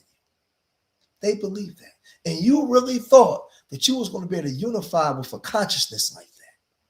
You thought that? And when we were blowing the whistle and we were bringing this information, you were mad at us. But we on time. We right on time. We right on schedule. We right on schedule. Because even when it sounded like y'all wasn't listening, we knew that you were going to be forced to listen. We knew that you was going to be forced to come back over here with your people. We knew it. So when we decided to separate, delineate, and say that we don't want to be a part of that, we don't want to be a part of a sinking ship, we can see that the ship is sinking and we are getting off. And we're moving now in the manner in which we're supposed to move. We're not just voting because our ancestors died for us to have a right to vote. That's not true. Our ancestors died for us to have a right to vote that will benefit us, that will be beneficial to us moving forward, that will advance us moving forward as foundational Black Americans. We are people here of indigenous, African DNA, and white, and the W man. We are a distinct, unique group with our own culture that had an ethnogenesis that formed our own culture out of resistance, that everybody in the world benefits from. That's a unique story separate from everybody else's. Everybody knows this but us. And we've been rocked to sleep for so long that the racism, the hate in this country is forcing foundational Black Americans to wake up, because you have grassroots foundational Black Americans in the lineage, and then you have the greater foundational Black Americans that's asleep, deaf, dumb, and blind, and out of their mind, connected to a Democratic Party that they're serving that never served them, that see them as a footstool or just people to use to push their agenda while promising them nothing, and you still like it. So now there's been a generation that's been born, that's been raised up now to take the reins and say that you're not going to do to me what you did to my grandfather. You're not going to do to me what you did to my mother. We're not going in that direction in that way no more. We're moving different. We're moving different. The bar is raised. The expectations are now higher. We are now thinking futuristic. I'm not thinking for myself right now. Just as Moses, as they said, I might not make it. As Dr. King said, I might not make it there with you, right? We are seed planters thinking futuristic. We might not make it to fully see the full development of what this thing may this thing may become. But we are the seed planters for the day. We are planting the seed so that our grandchildren can live a better life. What are they going to say about us 50 years from now? 50 years from now, right now, while we're in a moment of time, we are creating our legacy. We are moving forward. We are changing the narrative. And in the creation of our own legacy, we are saying no and never again. You are going to respect us because we're going to teach you how to respect us by the way we respect each other and teach each other. There's a new day. There's a new day in America. And the foundational Black Americans have waken up. They have awakened. And you no longer can now reap the benefits and create billion-dollar industries off of our spirituality. Those Black boys that come from the wombs of Black women will no longer be going to your schools generating billions of dollars. We're going to keep that to ourselves. Our talents, we're going to keep that to ourselves. We're going to gatekeep our own talents that belongs to us, because we are a multi-trillion-dollar people. We are a special, unique people. We are a unique people separate from everybody else. Everybody is looking when we walk in the room. They're looking from all over the world to see what the FBAs are doing. And now the biggest problem that's going on now is they're down waking up and they're starting to figure it out. Oh, I am not who they said I am. I no longer believe the lie. And now things are changing. Now things are changing because we're thinking futuristic. We're thinking in the future. We're preparing now, and we're planting seeds in the garden, and we're providing protection, direction, and correction, right? And we're providing sunlight, and we're watching the harvest grow. And we're creating the legacy so now our children and our grandchildren can have a better life going forward. Because just think about it in closing. Think about if Fannie Lou Hamer. Think about if Daisy Bates. Think about if Medgar Evers. Think about if so many of Octavius Valentine Cato and so many of our people decided to say, man, I don't feel like it today, man. I'm going home. I ain't doing nothing for the people. Where would we be? Think about that. Think about Malcolm X, right? And so many of the people forgotten would have said, I don't feel like it today. So we don't have the luxury to say that we don't feel like it today, because so many of the people before us was thinking futuristic. Mary Bethune-McLeod was thinking futuristic, right? Benjamin Hooks was thinking futuristic, right? They was thinking about us. They was preparing for us. Martin Delaney, so many of them, Henry Highland Garnett, so many of them was thinking futuristic. They was plowing, preparing the road for us. For us. So now it's our turn. It's our turn to cement our legacy and history and prepare the road for our grandchildren going forward. So don't look for benefits. Look to create the benefits for the masses of our people going forward. And if we go with a mindset like that, with a goal, futuristic, 50 years in advance, things to prepare our children for it, like every other group do. Not for everybody else, but we're thinking futuristic. Nobody gonna stop us. Nobody gonna stop us. So remember, I love my people more than they hate themselves, and I pray to the universal creator Most High that these words are enough to inspire you. These words are enough to make you look at yourself in the mirror and make change. These words are enough to make you look at your children and know you have to make change. I hope that when you came here for information, and when you leave here greater than what you was before you came. You leave here edified. I hope that we share this information on all the social media mechanisms that we use to get the message across. It's time that we have the conversation on the job, at the water cooler, pillow talking with the wife, walking your dog, sitting in the park with the friends. We got to have the conversation of raising the bar and moving our people forward. Foundational Black America's up and out.